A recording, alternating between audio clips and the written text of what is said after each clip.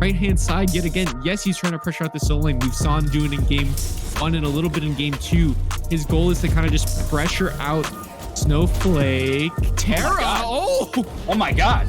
Oh my god! Brian Codex out here soloing Alfredo, the support, taking down the ADC. That's gotta be a clip that we throw somewhere, man. That was absolutely bonkers. Alfredo not feel the global ult, but she's here despite that. And we might see Apollo able to come as well. He does the final basic as Kairos tries to finish it off with the dash, but Fuzzy Clay did this, but regardless, it will be a Primal Fury going the way of Fuzzy and the Wuzzies, and now over 10,000 gold up before 20 minutes into the game, and it wants to be even more. Warden trying to chase out Kairos. It will be some peel, but Fuzzy joining in on the ultimate, gonna force out the ultimate from Kairos as well, and he might just get away, but it forces him to dash into a rough spot. Raijin dashes as well, trying to get damage from the Taiko Drum, so gets taken out before he can get more than one shot off, but Alfredo finding himself a double kill, looking for the triple. Fafnir low, triple kill coming out from Alfredo. He's going to look for the Quadra, getting low here, trying to find it onto the Artemis, but Double Mumble doing a great job of zoning him out and gets the dash to finish off the kill. Soul still alive, wants to put more damage into this Sobek, and he might be able to finish it off, and he does. 4 members fall from Going Ghost, only 3 members on the side of Fuzzy and the Wuzzies, and I gotta say,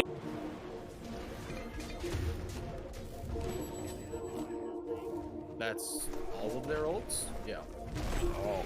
huge! Oh my god! Huge. Yeah, Oh, let's bro. go! My goodness.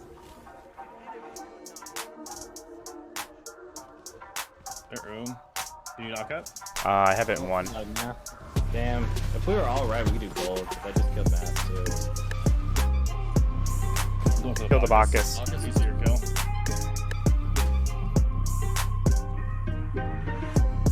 Coming over. Nice job. He jumped? Yeah, Nope. he jumped around me. Yeah, we don't have anyone else coming. He's gone. I'm just We can leave backing and real go. quick. Good shit. Oh, just supports carrying games.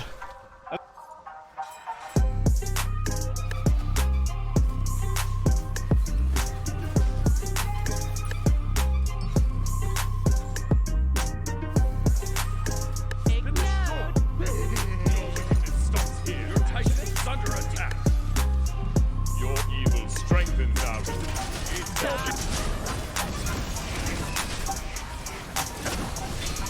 On my way. All me, baby, all me! You really thought you could obtain this amount of God-given talent? It's already too late to run, just give me the penta! You can thank me later? Nah, you can thank me now. Somebody's gonna end up calling the police if this cyberbullying... And I think that'll be it for the team fight. They're gonna try and back away and get away with their lives here after all said and done.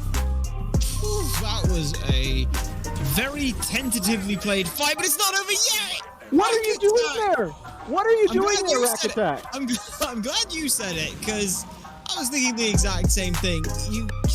It's object permanence. Hey. That kill, but now it's the Gold Fury started up again. Is being pulled, it's being leashed. Ragnarok is used, pulling him further away. And Alien Nation going to pick it up. All members of Dismay instead put their attention onto Demise, and the Gold Fury became free. For the other team, still not there, rolling forth. They want to guarantee the fall to get the trade. They do.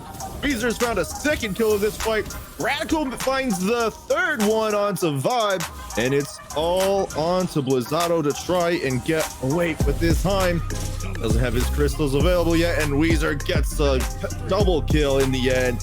That's an overall 4 for 1, and it looks like the Gold Fury as well. Massive.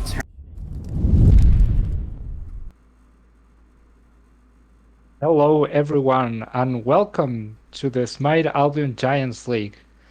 I'm here joined by the one and only King Batu. How are you, King? Doing really well. Excited for the match we have today. Got a Challengers League division here between 3DOS and WKey, so it should be a really exciting game to watch. I'm pumped. A really exciting match. As you mentioned, Tridos has only lost one set, and WK is still hanging in there. They have only 2 wins, but it's still a really good contestant. And I'm really excited to see this match. This seems to be a really close match for my eyes. Yeah, it really is close, and despite the record difference, this division as a whole, the Challengers, a really close one. Pending this matchup, if 3DOS are able to win this one, they set them in a pretty prime spot to get that first or second seed, to get that bye. But if WK can play spoiler here, that's really going to make it a almost four-way tie, I believe, depending on how the set goes, for those first round byes. So it's a very crucial match for both sides. Both teams looking pretty solid to make the playoffs for those top 6 teams, but whichever team wins, it can really have some good impact here as we head towards the playoffs.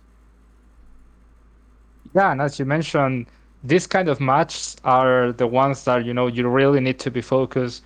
So I'm really excited to see what these streams are going to bring. But let's wait no more and go right back into the picks and bans. So we had a huge patch recently. There were a lot of changes, and we also could have seen from the first weeks of the new phase of SPL. So what do you think, Batu, to these teams to ban? Well, I know something that I'm going to be interesting to see is WK solo laner and their team captain really does like the Ardio. She's still in a really strong spot, so it'll be interesting to see where that goes, as it looks like it is banned right there. It is 3DOS banning that away here, but interesting to see because kind of with some of the changes, there's a lot of new bans that are coming through. We've seen, I'm kind of surprised to see the set, but Uller, he's someone that we've seen kind of rise in there. Of course, we've got the Tiamat, Raijin, those kind of mages that are also have a bit of prominence in this game. So there's a lot of interesting ways to go, and with this set, it'd be interesting to see how these round out.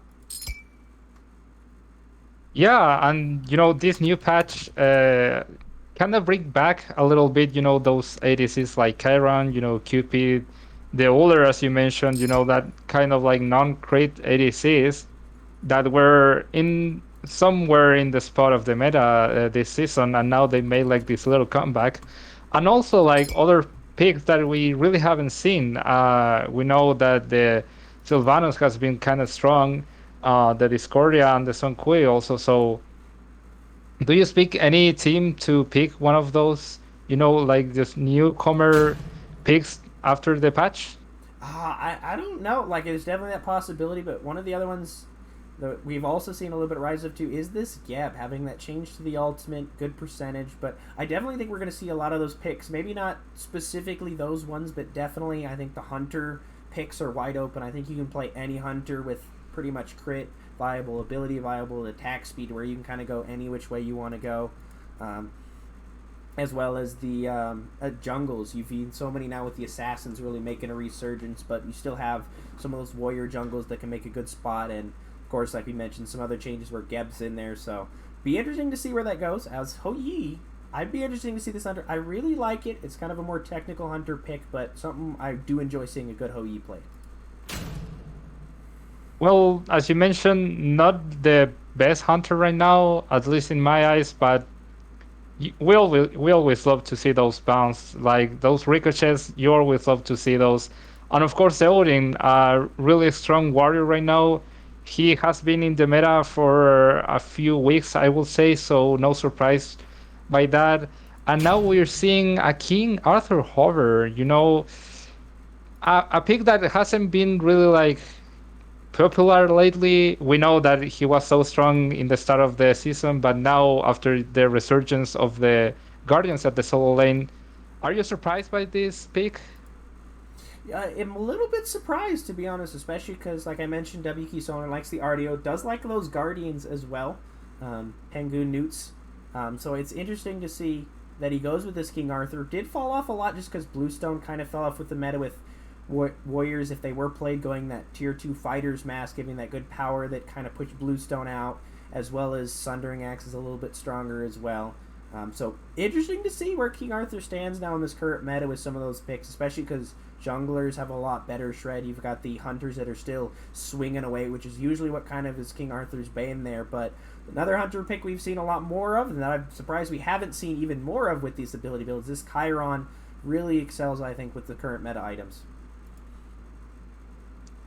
Yeah, and now, well, of course, I was about to mention the support picks because I guess they are more like reliable, I will say. Like first pick position or first phase pick position in both of the teams, and it has been a lot of that way in the current meta. So I was expecting the top band, but Emir, I mean, he's a good pick, but I guess there were better picks for that.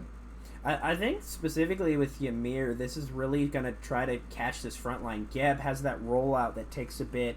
Those walls can be really impactful. And King Arthur as well has no real way through this wall. And then Chiron dash. So I think this is very specific pick to try to catch some of these people out. When you can catch them, wall them off. You've already got the Odin cage as well. So maybe Phantom's already going to be coming out by the support and the solo laner, so maybe not have the most value with this Ymir, but I really like this Ymir pick. Just that interrupt on some of these abilities, that freeze will do wonders against King Arthur, the Beyblade with all of his spinning abilities he likes to use, so I don't really mind the Ymir pick at all. I do think it needs to be very careful, because if he falls behind, he can really get destroyed here by some of the damage that's already come through.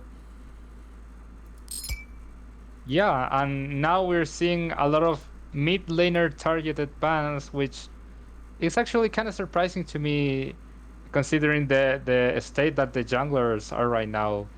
Only a Nemesis ban, so a lot of jungler picks to available now. Yeah, I think there's just I think the reason for that is there's just so many assassins that can be played.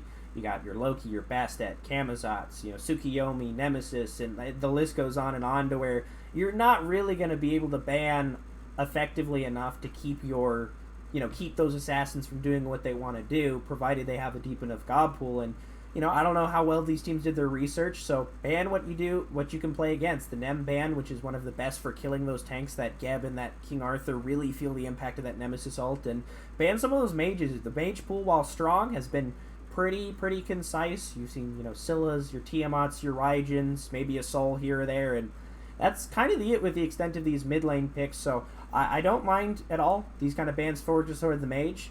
I do mind, however, this Kukulkan. If you're going to pick a Kukulkan here, I think you might need to wait a little bit longer, and not necessarily the safest mage that I'd want to see in this game.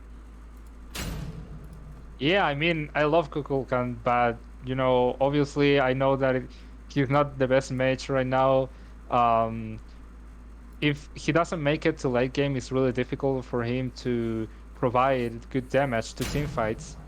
And now we're seeing a Ravana pick and a Soul Hover. How do you think about this matchup?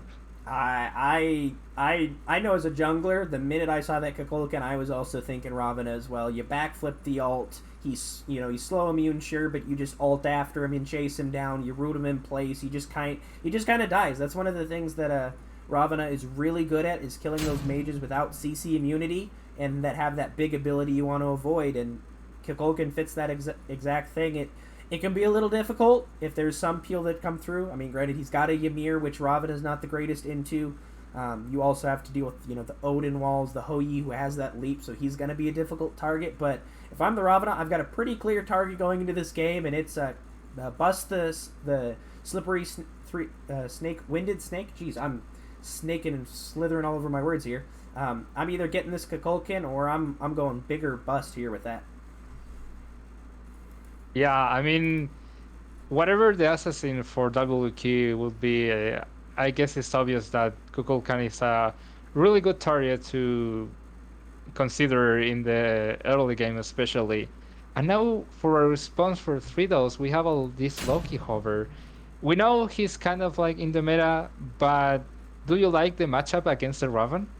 The jungle matchup for Loki is pretty rough. I mean, you're able to backflip and root the 3, which is a lot of Loki's big damage. You've got the ult out. With the maces going well, you go Crusher and Arendite. You have a lot of playability around that invis from Loki. So it's a rough matchup as that. But as far as the team goes, roots are one of the few CCs that I think are really good against King Arthur, because he pretty much has to expend an ability just to immune that. Granted, he's got a ton. The damage there, it's a lot of burst that not always Gebs are going to be able to shield through. So for that backline, it's a lot. When you've got Chiron, and this Soul that are very bursty, and it's going to burst Loki with that Invis is just going to get that edge, I think, a little bit more often than not. Well, I guess you said enough, but considering these both drafts, who do you think takes game 1, Batu? I think if we get to the end game and if we get to 25, 30 minutes and it's even game, I think WKey's very favored just with that backline. They have so much damage with that double hunter. That Geb King Arthur pretty much going to be able to run free while having an impact. But if 3DOS can get a lead going and kind of keep that lead for most of the game, I don't really see how WKey really has enough mechanics from behind to try to pull a game back. Well, let's wait no more. Go on to game 1. Akira and Drummer, take it away. Thank you very much, Batu and Snaked, or Snaked and Batu, I should say. My name is Akira Agnes, and joining me today is Drummer. How you doing today, Drummer? Hey, I'm doing pretty well. So as we go into game 1 here, we heard the desk analysis. What do you think about these 2 drafts and the opening builds? Well, personally, first of all, mad respect for the benevolence on the Geb. I've always loved that item since it was released, even though they changed it, and it's not my favorite change, but still a great item, mad respect. I like, of course, the jungle items on both hunters. That's, God, that looks like 3DOS has 3 Bumba's daggers. They're really doubling down on that. Yeah, Bumba's dagger, got a lot of buffs in the most recent patch, and already seeing a little bit of damage on this Kukulkan Cap ZZ. What do you think about this Chiron Kukulkan mid matchup? I mean, I love hunters. Hunters in the mid lane is always exciting to see. That threw me for a loop. I really thought that was going to be a soul in the mid lane, but some can't all be right. But I have to say, respect to that Kukulkan. It's starting out the tier 2 book. Might be going right into a Book of Thoth. That would be a rush that I haven't seen in a while. Yeah, I know, and WKey, living up to their name and WKeying it down in mid, pushing both Capsy and Moose out of lane, getting really strong pressure up front, which I believe is what the desk basically said they had to do, right? I think the desk analysis. Yeah. Yeah, Kukulkan's your target. All he has is the movement speed buff and nothing else, so you gotta just go for that. Not too much going down here. And what do you think about this Bumba dagger on Odin versus the Bluestone? Is that your preference, or? Personally, I think Bluestone is just so much, like, the 1v1 potential for Bluestone. I think it's so much stronger. But, like, yeah, late game, if you're going into, like, say, the Spear or the Bumba's Hammer, I think those are a little better than, like, the final builds of the Bluestone. Like, we were talking, like, super late game. I think you might have the edge. But for that early game, especially on a King Arthur, who has 6 abilities he can throw at you, that Bluestone, that damage on that Bluestone is always staying stacked. Good point. WKey, Savage Monk, and Ayabushi continuing to put pressure on in middle lane, and a little bit of skirmish going on in the duo lane as well. But nothing in particular. Does not look like there's much kill potential, though we do see Savage Monk rotating into the left jungle. Could be a gank or just a red invade here. Though Moose on the Loki is there to defend the red. Cap Z forced to back here. Savage Monk going in on the attack. Again, not a lot of solo kill potential here, but this looks like more of a red buff invade with Doug Dimmadome. He's the owner of the Dimsdale Dimmadome? Dimsdale Dimmadome. Yep. Dimsdale, thank you. Oh, you're in trouble there. Saves the red buff, and Brother Man does, with a pretty slick wall, does get himself out of there. So kudos to WKey for the aggression, but not much coming for it. Oh, the purple invade does seem to be going WKey's way. Yeah. Yeah, he had to get out of there. There was going to be a 3-person. It was going to be a 3-on-1 if he stayed, so he had to just book. Yeah. So WKey getting off to a little bit of an early lead here without any kills on the board, have opened the lead to about 300, 400 gold. And so as we start to see these builds, well, I guess we haven't really seen much solidify. Ooh. Oh, a solo kill over in the solo lane. What do you think the implications are here? And it looks like, the Odin did drop the ult. So that was, King Arthur not having a way out of there. And they are able, 3DOS are able to capitalize on that kill and steal away the blue buff. What do you think about where they go from here? Well, King Arthur's going to be behind. He's now 2 levels down, and that's looking to be almost probably 1.5 or 1 3/4 because the Odin is just got 6. But that's gonna be tough for that King Arthur. I mean, he's got just a tier. He has the better defense item now. He has a tier 2 defense rather than just a tier 1 defense like the Odin has. But that level difference might come into play. We don't know. We'll have to see if his team can bring it back. Maybe get a couple of ganks over there to kind of reset him. More slap fighting going on in the duo lane. Not usually where you see that happening this much, but the Geb shield is good to keep Yusug healthy along with the Disapparate. And Doug Dimmadome going in on Brotherman and Lynant. Savage Monk is not in position to follow up on this yet, so just pressuring them out. Not really fighting over much of anything at the moment. No objectives to take over there on the left side of the map just yet. Gorp spawning very shortly, however, so we'll have to keep an eye on that. Savage Monk going in for the red buff invade as it comes up, but Moose and Capsy are there. Ult out of Moose is kick flipped by Savage Monk, but it looks like 3DOS will be able to secure their own red buff. Okay, a little bit. They're looking to take a look at the oracles there, but unfortunately, is he going to steal them? It looks like both of them do end up going Savage Monk's way. So despite the that's the ult out of Capsy onto Hayabusa. Hayabusa very low, able to just dropping a cleanse on himself just in case. But now Doug Dimmadome is here to shore up this mid 3v3. But Moose, is he stealth? He's coming in. This could be huge for Hayabusa. He knows he's there. Ooh. The 3 isn't good, but the Geb shield is. Now Moose looking to be in a little bit of trouble here as Savage Monk comes back in. The beads are down from Moose. That's the ult out of Geb, the ult out of Robin, but it's just not enough to put him in the dirt. He will be able to back onto this tower unless Savage Monk is able to pull off a tricky play. Nope, it's too late. But Savage Monk does go heads-up play, going directly for the back camp invades. And Freedunk, meanwhile, all the while, bullying Pingasnoots, just as you said, that 2-level lead solidifying for the Odin, along with the completed Breastplate of Valor, giving him that 20 CDR. Definitely, he'll be able to throw way more abilities out, and that he's maintaining that 2-level lead so far. But I like what you're saying. I like that Ravana, as soon as he pushes that Loki out and knows he has to back, go right for the invade, no hesitation. Love to see it. That's heads-up play. That's how you dominate the map. And 3DOS using the pressure that they have so far to take those mid harpies and secure them. Moose ulting in. Hayabusa has to use the beat this time, and he's walled off by Amir. And the damage will be good to. Will he? Nope. He started the ult.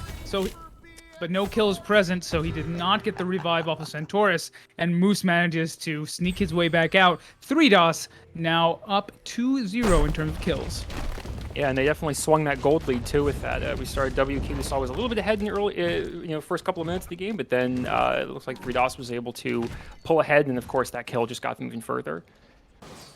Yeah, looks like, well, Pingasnoots only about 2/3 health on this King Arthur. And Freedunk's Odin is rotating. Nope, just going for this bit of a Harpy steal there. Yeah, maintaining that lead. Yeah, not a terribly fast-paced game, but definitely a little bit of action going on here as we reach the 7-minute mark. What do you think about these? Do you think that it might be time to start going for one of these greater scorpions? Oh, sorry. Hold that thought. Wait a minute. Blink in from Savage Monk. And there he gets it.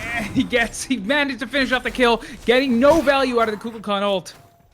Excellent play from Savage Monk there, and now it looks like they are rotating at least over to take the left Harpies.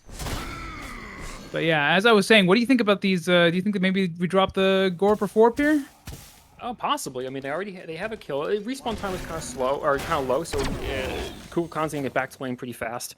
My opinion, I think they need to look for some kind of pick. See somebody that gets a little too greedy, a little bit out of position. Maybe the jungler goes for a greedy gank. Maybe the mid laner gets a little too far forward. And if they can grab 1 or 2 people, then it's a fair game. Speaking of a little too far forward, Brotherman and Moose pushing up here. And the 1v1 in the jungle does seem to be declined by both junglers as both supports staring each other down on top of a ward. Gorp was dropped by WK. This game is even, about as even as it could be at this point in the game, with the enhanced buffs going to the WK side, but other than that, really no major advantages anywhere, except for maybe solo lane. Yeah, I was gonna say, it seems like so far only the biggest advantage they have is still the solo lane gap has been reduced to just a 1-level gap now. But again, as the game goes on, that gap's just gonna get shorter and shorter, or smaller and smaller. Interesting seeing the sovereignty from King Arthur though. That's not an item Not an item I thought he would go. Not really an item that I look for when I play King Arthur, because the name of the game with King Arthur is just press all of your abilities. Doesn't matter, just win, try to win. So you want those cooldowns, but he's going with a shield next. So that might be a gladiator shield. Still a pretty good item on King Arthur. It's no old gladiator shield, but it's still a good item. Yeah, I believe going for that 10% CDR as well as some 10% pen coming out of the gladiator shield. Looks like we have a pause coming through. Just based on the map state, it looks like we're, as we said earlier, very even except for in the solo lane. What do you think about the build so far? Builds, like, well, one thing, I think it stands out, the biggest standout to me is we have a finished, fully stacked Gauntlet of Thebes from the Geb and only 31 stacks on Ymir. So Ymir's not too far behind, but he doesn't have the item yet. So in terms of like, and also the Geb has a partway through a third item. So we're seeing Geb is ahead on items, so more protections, more health. Ymir a little behind in that regard, even though they're ahead in gold and I think ahead in position. But we'll see how it pans out. We'll see if that Book of Thoth, 39 stacks, as opposed to the mid laner who has almost two complete items. There's the tier 2 of a second item, which looks to be a Transcendence, perhaps, which would be very, very good in the mid lane. Okay, and a little bit of pressure being put over here onto Lynant. But he is on under his tower. Savage Monk going for the purple invade. Doug Dimmadome and Isug there to follow up. And it looks like Lynant will be forced out. Pretty strong positioning here from WK around the Gold Fury. Do you think we see them go for it without a pick? I think they're posturing for it, definitely. Or they might look to get some health low, at least forcing that Loki back a little bit. He's not looking to fight right now. He's looking to just get the heck out of there. Putting a little bit of pressure on Ravana, but not... Oh, walled him in. Oh, nope, he was able to slip around it. Just a little hole left there. Ymir wall is difficult to place. Yep. But it looks like they're trying to go for some kind of pressure, maybe force a play here, and see if they can get 3DOS to commit to something, grab a pick from there, and get the retreat, and then Gold Fury's all theirs. Interesting to see that even despite the King Arthur's deficit over there, Pingus Newts is basically whittled down the tower for 3DOS, the T1 over in solo, down to basically 0.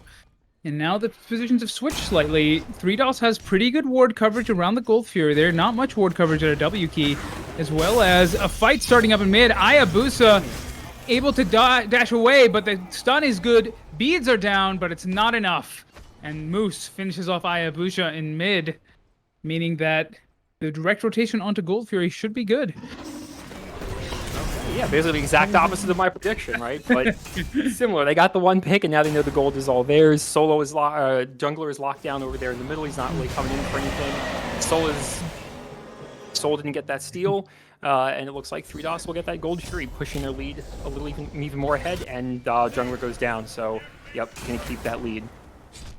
And an even bigger, another win there out of 3DOS. Not only does Free Dunk zone Savage Monk out, but he does get the kill also. But Isu gets the return kill onto Lynant. And gets a Hou Yi ultimate out of there that only hit like once, so they got a kill and a used up ultimate.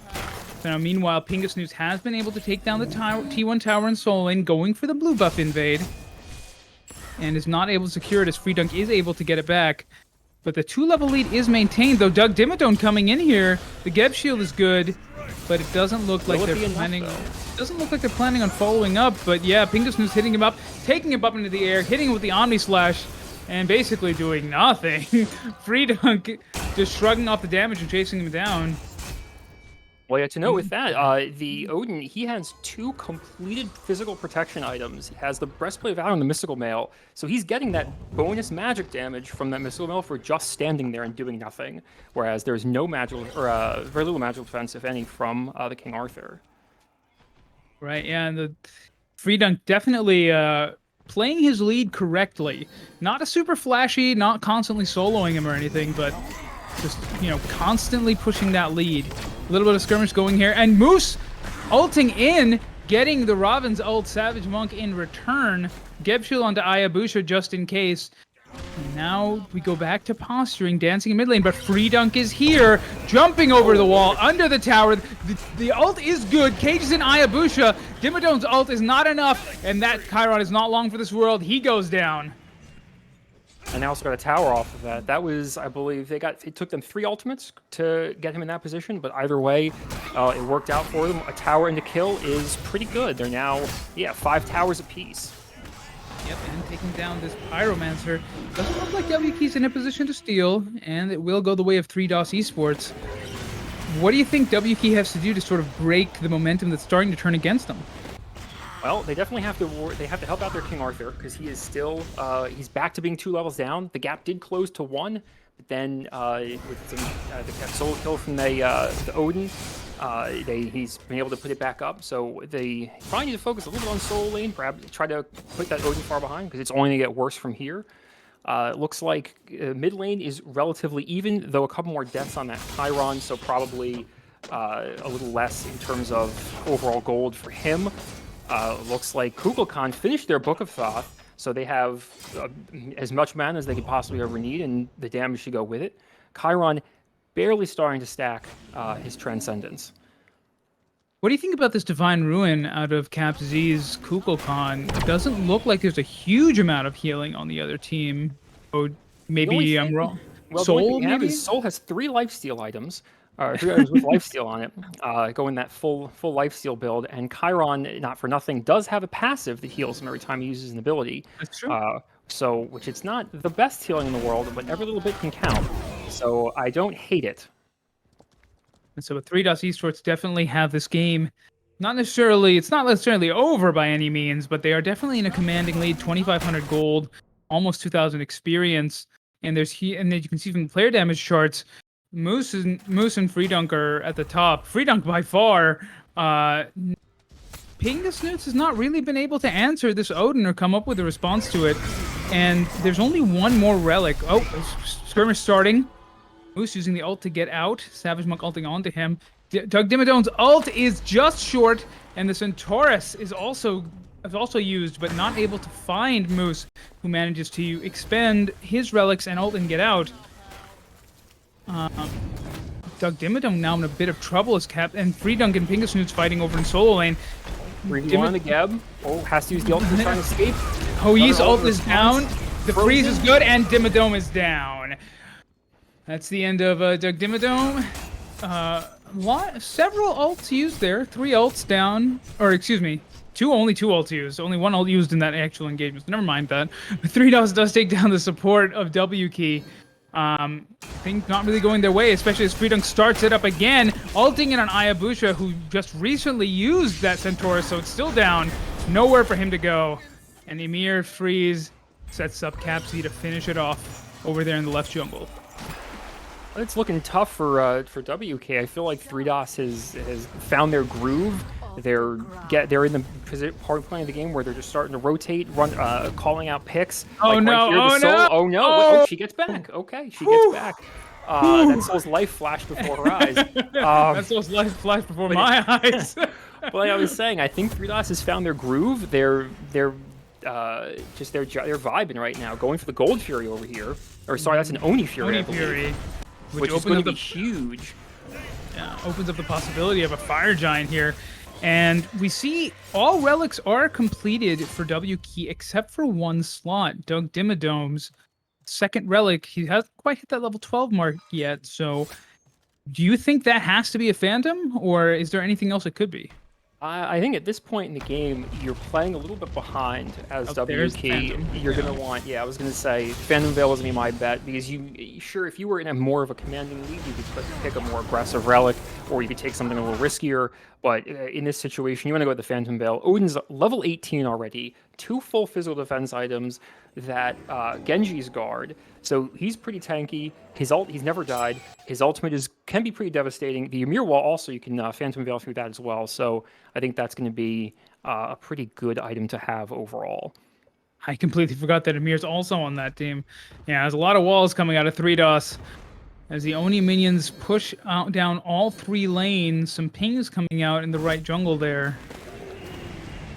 And it doesn't look like there's a direct push for Fire Giant.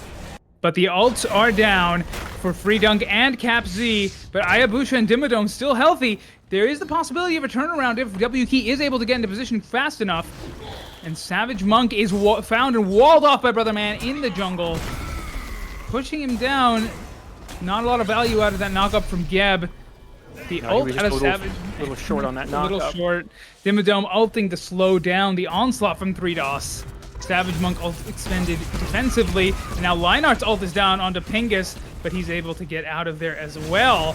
And now a lot of ults expended so far. Savage Monk low, but able to get out thanks to the Geb Shield. Now Freedunk in a little bit of trouble. His ult is down as well.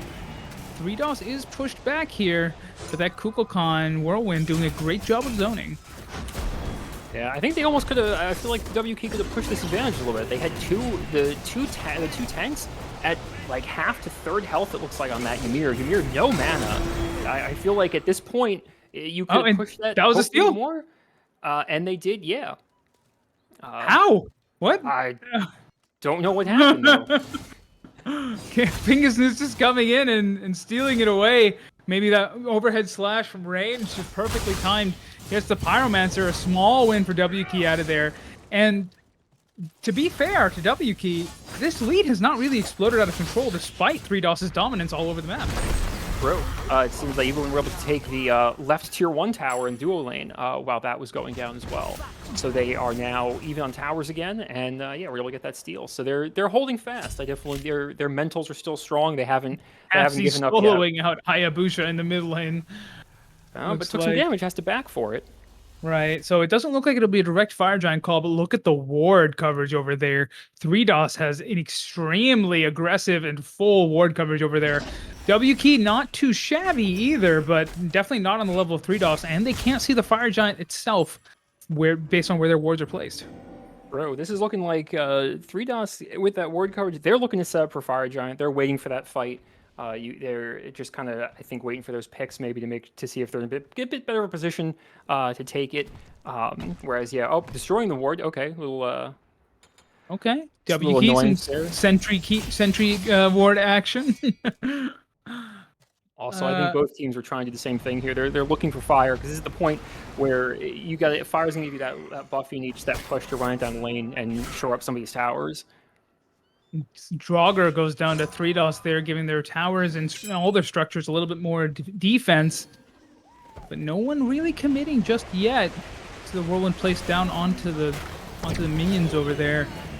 What do you think about these teams in terms of secure? Who's got the advantage on these objective fights? You've got Soul Alt on the side of WK, which is pretty good at that. You've got Chiron can do it. But other than that, those are the two characters that have that big burst of secure. I don't really think I would commit like a Ravana ult to that because of how important that is. Weatherman blinking in. Sorry, hold that thought. The wall is good. Ayabush is locked down. Moose's ult gets nothing. Centaurus activated. Capsy getting low. Will it be enough? Capsy's ult is back out, but Centaurus does not get him out. And Savage Monk and Ayabusa both going down. No kills in return for WK just yet. 40 seconds on those timers. Do they have time to go for fire? If they push it, they seem to be 3DOS seems to be chilling over in duo lane. Maybe they're going for a tower or trying to get this soul. They could. They definitely down 2 players. They have all their guys up and pretty healthy. Definitely could have gone for Fire Giant here, but instead they're going to opt for a slightly safer play and grab a tower and apply that pressure. Moose finding Dimidome's Geb in the jungle and pushing him out. Taking the T1, they are in a strong position as well for Gold Fury here, but it doesn't look like with their tanks backing that they'll be able to take it directly. Doug Dimmadome and Pingasnoots both heading in. They now can see the Primal Fury, and they can see that 3DOS isn't necessarily on it. So they are doing their best to zone away the tanks of WK. Looks like they're engaging on the Primal Fury here. Yep, starting up the Primal Fury. Just a little bit of a dance going on. Free Dunk jumping into the back onto Doug Dimmadome. Getting pushed up. Geb Shield onto Isug. The cage is down as the rest of 3DOS is not following up on this, just going directly onto the Primal Fury, and Doug Dimmadome spotting it out. Goes in. 3DOS is able to secure it. But Moose is low. Ayabusa takes him down. A little bit of a revenge kill there. And now 3DOS on the run. Will they? 2 members down. Okay. 2 members down. Now Ayabusa getting pushed back. Though Freedunk is alone here, jumps in on a 4. I don't know about this. He's getting low. Will he be able to get a return kill here or no? Capsy coming back in, maybe able to turn some damage around. The ult comes through, hits just the King Arthur, who's able to basically tank it. And another ult coming out of Freedunk's Odin protects him for now, but Savage Monk is coming around the corner and Doug Dimmadome is there. Blink down from Freedunk. Savage Monk kick flips in. That's a dangerous choice to make as a Robin, and is zoned by Kukulkan's whirlwind of Cap Z. But now Freedom turning around yet again. Hayabusa getting low this time, but now jumping out, and it looks like this engagement is over. Who do you think got the better of that one?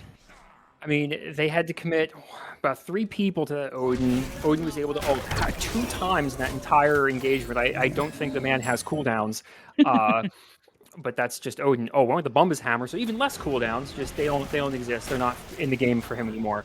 50 CDR, yeah. Yeah, but he was able to run them on a chase. They had 3 people committed to him, committed a lot of abilities and resources. He did have to blink to get out of there, but in the end, got away with his life. Which at this point in the game, he's level 20. That respawn time would be kind of long. So I think he did his job. So effectively, Primal Fury for 2 kills there. 2 much-needed kills for WK, as they now start up the Pyromancer, though 3DOS is here to contest. Moves around the back, and WK is able to secure it. Cutting into that gold lead just a little bit more, and as the game goes on, of course, the absolute value of your gold lead matters a little bit relatively less.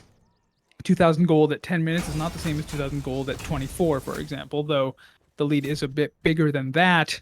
Free Dunk pushing Pingasnoots off, and it looks like the 2 teams are content to sort of stare each other down, except Free Dunk is not content with that. Jumping right in, Savage Monk rooting him. Brotherman's ult coming up. Doug Dimmadome now caged in along with Pingasnoots, and he is not long for this world. He goes down, though Hoyi's ult is expended. Free Dunk following it in. Capsi's Kukulkan ult takes Pingasnoots low. Moose able to get Hayabusa low, and Hayabusa runs out, but at the cost of Moose's life. Pingasnoots low, Savage Monk low, Centaurus out, Capsi is able to finish off Savage Monk. Free Dunk jumping back in. This is chaos, and Hayabusa's Aegis is down. Capz able to finish it off as soon as the Aegis effect is finishes. Isug in trouble here. Looks like Isug's Aegis is also expended. Very low out of the soul, not able to get a return kill, and that's 4 for 1 in favor of Freedos Esports. Freedos came out on top in that fight, though. It looks like they're all backing. Not going to see anyone, or sorry, just the Hoyi staying to play. Looks like this is the perfect time, I think, to set up for Fire Giant. The only 2 up are just their tanks. They have 15 seconds until Ravana comes back, and even then he has to make that long trek. Plus the travel time. So hopefully they could, but I think, unfortunately, Freedos has given up that chance to get that Fire Giant because they are all back in their fountain, making the trek over. And by the time they get there, we're going to see Chiron back up, and Soul will probably also be on the way by the time anything goes down. Now, at this point, if you're WK, are you just hoping for a Fire Giant steal here? Is that the plan? Like, what is your, not win condition, but condition back into the game? I think you're right with Fire Giant. They have to either go for a steal, which we've seen before. They can do it. They're good at getting that timing. But unfortunately, we have a fight happening at the Fire Giant and also at the blue buff. So Moose not even there. Free Dunk zoning what looks like 4 members of WK. But WK is able to push it back towards that Fire Giant pit. Now Moose is here. Savage Monk up a little too far. And 3DOS is able to finish off the Fire Giant. Savage Monk's ult expended in vain. And now they're chasing this fight. Doug Dimmadome down as well. The Geb shield not enough. And Free Dunk, what he's been doing all game, that Odin, zoning 3 members of WK, chasing them through their own T2. Moose around the side, blinking in to see if he can get another kill here. Loki does get looks like the ult. That's right, Centaurus out of Hayabusa, not enough. Timer expires, and so does Hayabusa. And it looks like this Phoenix is down, and maybe game 1. Yeah, perhaps they have the numbers to push the Phoenix and the damage. Big blink in from Pingus. Whirlwind down and takes him right back out. Oh, the Disapparate falls just a little early. That means that the Soul is locked in with Free Dunk, and unfortunately not able to Rorschach it back around to take down the Odin. And there's the deicide. Only Ravana left alive. Coming in, we have Geb, but unfortunately, I don't think this Titan is long for that world. And that's it. 3DOS in commanding style, taking us to the end, or taking game 1 away from WK. What do you think about where does WK adjust to bring it back in game 2? Well, unfortunately, I hate to say it, but probably get rid of the King Arthur. You need as we saw so many times from that Odin, his ultimate either completely zoned out several players of the other team. There were a few times where the radius of the Phantom Veil wasn't enough, and that a player missed getting it just by a hair, and that was the death of them. So I think you need a solo laner who can peel a little better or provide some other utility. Because unfortunately, just playing Beyblades didn't quite enough. All right. Well, that's it for game 1. We'll throw it to a quick break and then back to the desk to break down game 2.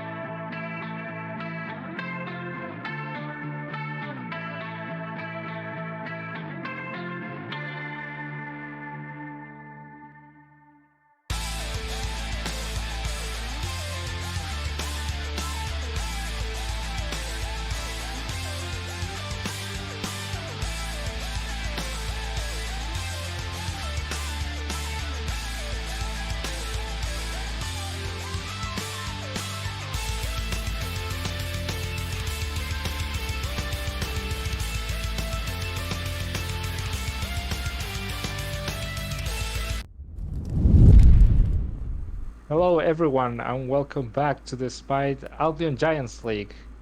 I'm here with Batu, and we just saw a really good game one, I will say. What do you think about game one, Batu?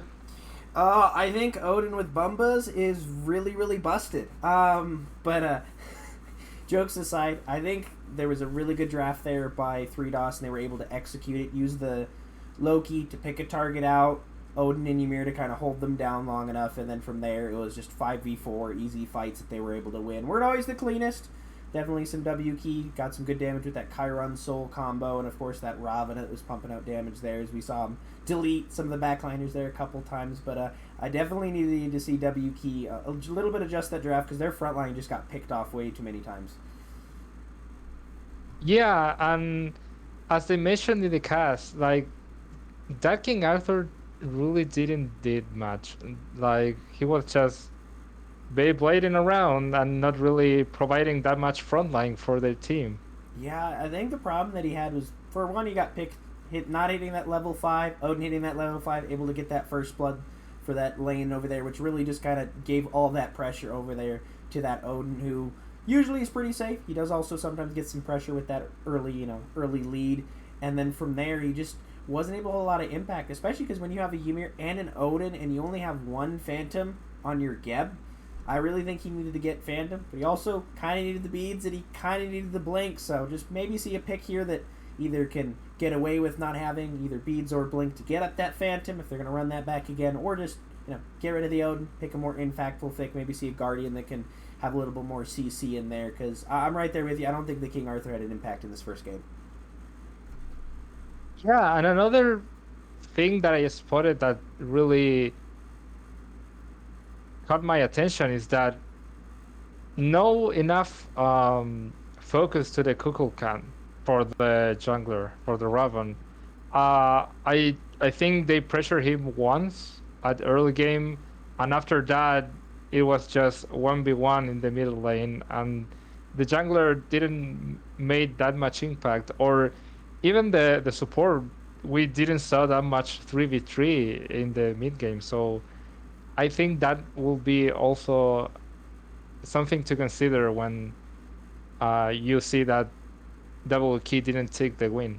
Yeah, and I'm right there with you. I think pretty much after that, other than the Ravana being able to just full kit that Kukulkan and backflip the ult, is all Ravana players love to do. It's always nice to get the ultimate for just pressing 2, nice little trade there. But yeah, I'm right there with you. A lot of that fighting was dictated by 3DOS Esports, and with that they were able to kind of decide when they wanted to fight and when they didn't, and really no pushback there by WG meant that they got a nice little lead there. Kukulkan got to stay nice and safe, get some items online, and then as we saw late game, he just was deleting people at half HP. So I'm right there with you. Definitely need some more pressure in that mid lane. Well, let's see if they fix those problems here when we're heading to the picks and bans for game 2. And so, considering the draft from game 1, what do you expect from W Key to change for the draft? I definitely, there it is, right off the bat. I definitely need to see them ban this Odin away. I think that was the biggest part, because sure, you got double Hunter, but when you're trying to eat through shields every 2 seconds of an Odin and really not getting an effective damage, he can zone for so long, which then at that point then you need somebody else to come, which means you need the Ravana or one of your frontline tanks, and King Arthur doesn't have the best CC. He's got his knock up and he's just got kind of damage, and if the Hunters don't have the damage, what's this behind King Arthur going to be able to do? Which really just kind of hindered completely WP's really any engage, because they couldn't fight how their comp was supposed to fight. They're basically having to fight around how Odin wanted to fight, and the more people around Odin, the more people in that cage, the more value he gets. So glad to see that banned away. Really questioning why this Bakasura is banned. Either 3DOS here is just throwing that away, and we don't need to ban something. I guess we'll just ban Bakasura, or maybe a misclick. I don't know. I don't know. That one's got me kind of baffled. Actually, I was just about to mention that, because that Bakasura ban didn't do any sense to me, and that is basically a throw, I guess, because you just wasted a ban, and now 3DOS responded with R2 in the first pick. Yeah, I guess if you're that first pick, you don't want to just kind of grab what you want. And like I said, if you won game one as well as you did, maybe give that over there. But this Geb, which didn't have the greatest impact, but I don't think by any means that's necessarily against the pick. I think that was just kind of the game and the comps, how they went, of this Geb getting back through and the Hoyu getting taken away. Like the Spike W key, settle up your duo lane. I think the Soul had a bit of a rough matchup, and I think it also really was another factor in keeping that Odin so far ahead that he was able to just stack defense physically, because what's going to happen? The physical Chiron's going to rotate over, the Ravana's going to rotate over. He didn't need to worry about Geb damage, so he really could build front-loaded heavy physical and just kind of run the whole map with Soul being over there. So I like going back to traditional Hunter. Hopefully we see this over in the duo lane and just kind of let a normal mage, so that way these builds cannot be as kind of front heavy as they could in that solo lane. Well, they really are valuing a lot this Geb, and now they took the Hoyi, which was the 3-DOS pick in the Hunter role last game, so I guess, you know, maybe they're trying to have more pressure in the dual lane, because that's also something that they lack, especially in the early game. I think that Akira mentioned that the stacks from the Ymir were so ahead instead of the Geb, so maybe they're trying to find some pressure, and in the side of 3DOS, also more pressure with an Ymir again, and with a Hachiman. Are you surprised by this Hachiman pick, Batu? I'm not. Hachiman's a personal favorite hunter of mine, just because you can have some good pressure in lane, especially level 2. You grab that dash that's able to stun in, does some decent damage, so you're able to stun in, get some good burst off there, and especially when you've got a god like Ymir that by himself brings so much level 1 and 2 damage with that passive, giving you the little bit of auto damage to where you're hitting harder than some of these hunters are. So just that damage, I love this pressure, and when you got that Ardio pick that, as I assumed already before the Ymir pick, but pretty much for sure now with the Ymir locked in, is going to be going over to that solo lane, so more pressure all around, and I think it was a struggle in game 1, so hopefully they can fix it in your game 2, but I really need to see some pressure around WK in that mid lane, and without a mid laner picked on either side, I'm still kind of worried about if they're going to be able to get that. Yeah, really similar draft phase that game 1, you know, focus in the dual lane and the solo lane in the first phase of bans. And now, of course, we're seeing the Nemesis ban, no surprise there. And now, instead of mage bans, we're seeing more assassins. We have the Susano and the Hombats. How do you think about these bans? I think this is a switch up a little bit from the first game where we saw the mid laners where it was a Kukulkan, not really something that you're gonna ban or need to ban away, let alone actually ban it away. And then on the other side, we had a Soul to where she didn't really have a whole lot of impact. So if I'm 3DOS, I'm not really worried about banning anything specific. Looks for the other side is, Tiamat's already off the board. Hell's now banned away. Raiden's off the board as well. So really nothing I'm super scared of. So I like this adjustment. Both those junglers had some good impacts and some bad, but overall I think both the junglers played really well. So put some focus there. See that, okay, these junglers are going to kind of dictate some of these fights. Let's try to control this a little bit more and see if that'll help us get a win in game 2. Yeah, and another thing that I wanted to mention is that we got to see Cerberus. I guess it's going to be in the solo lane, one of the most contested Guardian in the solo lane. And also, now we have a Merlin pick. Kind of, we don't see Merlin that often anymore, but I guess in good hands he can cause a lot of trouble. Yeah, it's definitely a damage pick. He has a lot of burst here.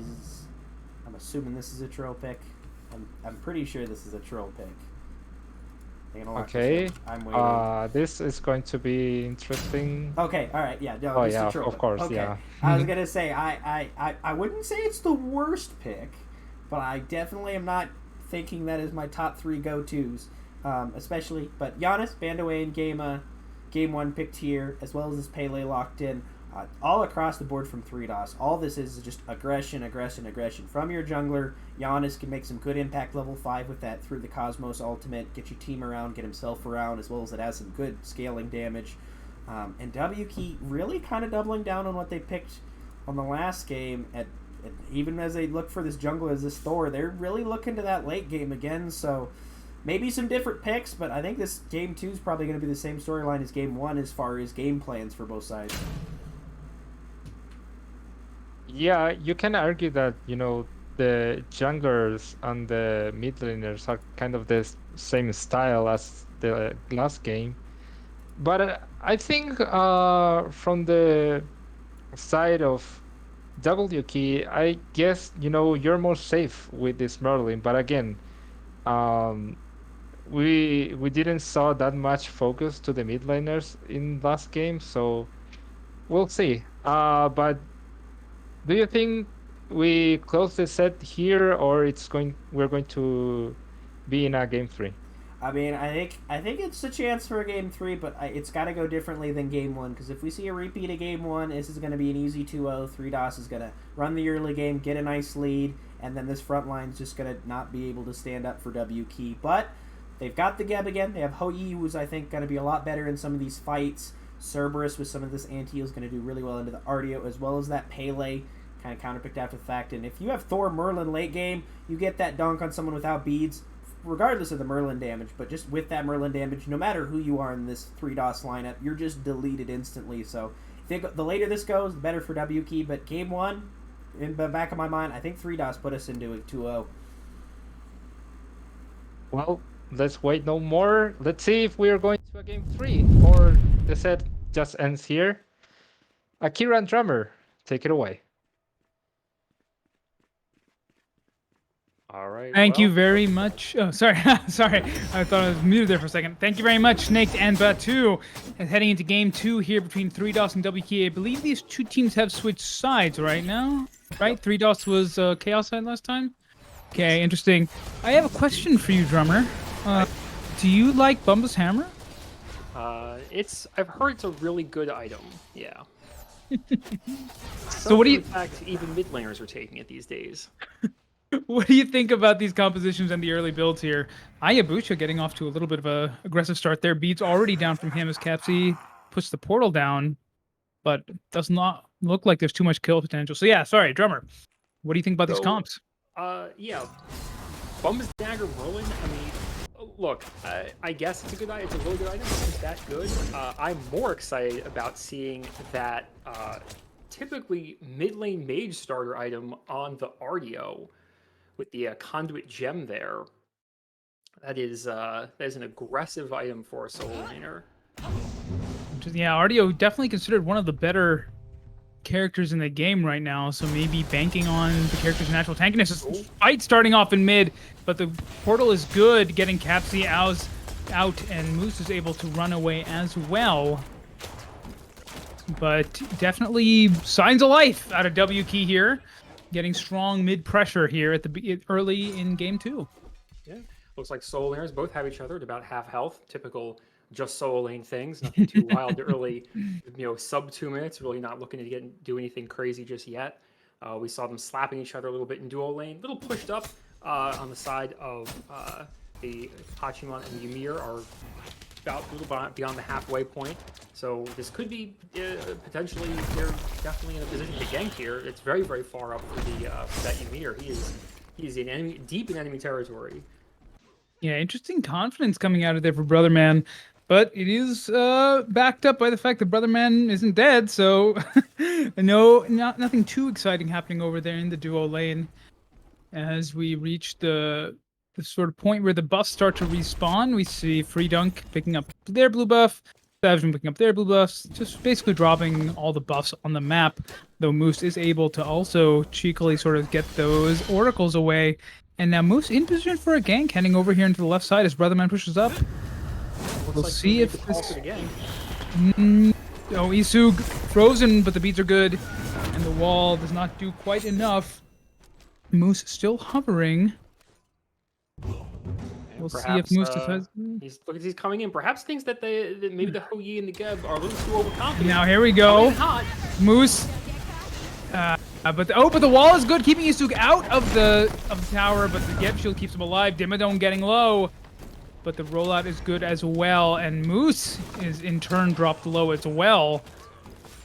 No. Yeah, go On ahead. the Pele, that kind of gank is tough. Sub-level 5 when you have the rollout from the Geb, knock up from a Geb, how you can leap out. You know, once you rush in there with your movement speed buff, you're kind of committed and don't really have that ultimate to sync up or to cinch up that last, just burst him down. Yeah, and we see the results there as Moose getting pushed back out, and now Savage Monk heading over to the dual lane. Well, Savage Monk's ult also not up quite yet. Dimmadome going in on Lynant, who drops the beads early. The freeze is good out of Brotherman, chopping things down, but now Savage Monk's wall is good. Lynant dropping low here. Will they be able to CC Lynant just enough to finish him off? The banner down from Hachiman able to get him out. Brotherman in a little bit of trouble, retreating a little bit slowly. The wall is good, but here comes the Yan assault from Cap. And but Emir's already down. Savage Monk dropping low. Thor is not long for this world, and Lynant finishes him off, gets the return kill. Though W Key does manage to secure that first blood bounty. Yeah, definitely. I think that was a trade in favor of 3DOS because they only lost their support, whereas WK lost the jungler. So definitely not a character you want to lose as often as support. If I have to sacrifice one character, unfortunately I'm going to sacrifice that support. The sport's job is to die. Skirmish breaking out here over in the solo lane as Moose tries for the gank. The ult was no good, but they did get the ult out from Pegasus Cerberus. Moose dropped low once again, forcing that Pele back to just straight back to base, not even able to drop the blue buff on Pele on their own. But now Savage Monk is here, and Savage Monk's ult is up. Artio, for all the strength that character has, no CC immunity in the kit, so we'll see if Savage Monk is able to force something here. It looks like just hovering up at the blue buff right now, getting that for their solo laner. Hopefully, maybe is there good ward coverage? Not really. So Artio might not know that Thor's over there. Also doesn't look like that Thor's willing to commit. They're just going to kind of leave it alone. That's a safe play as the solo laners go back to their regularly scheduled slap fight. And once again, no huge leads or any leads to speak of at all coming out for either of these teams. Savage Monk just coming in, dropping the wall, just letting Cap that he's there, letting Cap know that he's there. But yeah, again, not a super blistering pace set by either of these teams. How do you think these teams break it open? Well, I think, unfortunately, it seems like both teams are trying to play it safe here. After that first game where they kind of felt each other out, they figured out the play styles, what they're trying to do, and now they're just looking to keep it even. It seems like no one's taking anything super risky. Heck, even that gank we saw over in duo lane, really thought they were going to get the kill there, and then unfortunately, he was just, Hachiman was able to just scoot away, just barely an inch of his life, but he still got away, which is kind of what counts in the end. Looks like the Ymir a little ahead on stacks of his Gauntlet of Thebes. Geb just got that Gauntlet, and he's only got 12 stacks there, so definitely a little behind in terms of those items. Taking down the Scorpion over there, getting the prep for that Gold Fury. Yeah, going the way of 3DOS, which is not what happened last time. The beads out from Freedunk's Artio. Now Dimmadome is here, as well as Savage Monk dunking in under the tower. A lot committed here onto Freedunk, and it is good, as well as the Geb ult. All to get Savage Monk that kill onto Freedunk, but I don't know. I think that makes sense considering the performance Freedunk had last game. So fight continuing here in mid. Sorry about that, Ayabusha. Able to push Capsy right back out. That Merlin damage, huge, even so early in the game. The Moose is here if Ayabucha overextends. Okay, and looks like the Janus will get away. But yeah, I think that's one of the things they needed to do. We saw that 3v1 under the tower in solo lane. You're asking, how did they break this open? How did they stop the stall? Oh, wait a minute. Pele coming hot. Big ult out of Moose, but it's not enough. Ayabusha pulls up Moose back onto the tower. Moose commits too hard, and in the meantime, Isug drops the ult. He's one hit. If Lynant can just hit one single auto here, Isug hiding under the minions. Will he be able to get out? And he will. Lynant not able to finish the kill. Isug here, protected by Doug Dimmadome, owner of the Dimsdale Dimmadome, over there in the left jungle, as Lynant retreats back to lane. But we're seeing a different look out of WK this game. Yeah, they really found their groove this one. I think they, like I said, I think they know, they felt out that play style in game one, and now they're coming back and they're able to start applying that pressure. Almost looked like how he was going crit, but then Soldin is starting out with that light blade where he can either go into Executioner or Aussie or even Kin size from here. Which one do you think we'll be seeing out of the Hou-Yi, just if you had to guess? So maybe hold that thought as W Key has found Free Dunk in the jungle again, locking down this Artio. Big heal coming out, and the Giannis ult is through, getting the return kill on the Savage Monk. Cerberus pulls Free Dunk back in, but Free Dunk is out through the Giannis portals. And now Doug Dimmadome falls as well. Huge turnaround from 3DOS there, evening up the kill count and saving the life of Free Dunk. Yeah, that was huge. I felt like a little bit they, if Free Dunk if they got him, I was going to say, man, that's revenge for the Odin last game. But unfortunately, that good team play from the Janus was able to get him out with those portals. Wait a minute, dual lane, Hou-Yi's in a lot of trouble again. Oh, the ult just clips him. This time Lionhead has the ult to finish the kill off on Isug, getting one, putting 3DOS back in the lead that they had in the first game, and now going straight for the Gold Fury. W Key in position to contest. We'll see if they get there in time. And they the Merlin got caught. Uh-oh. Oh, Hayabusa locked in. The flicker's already down, frozen by Brotherman. But Brotherman himself is stunned by Savage Monk's wall. Merlin casting some zoning spells here.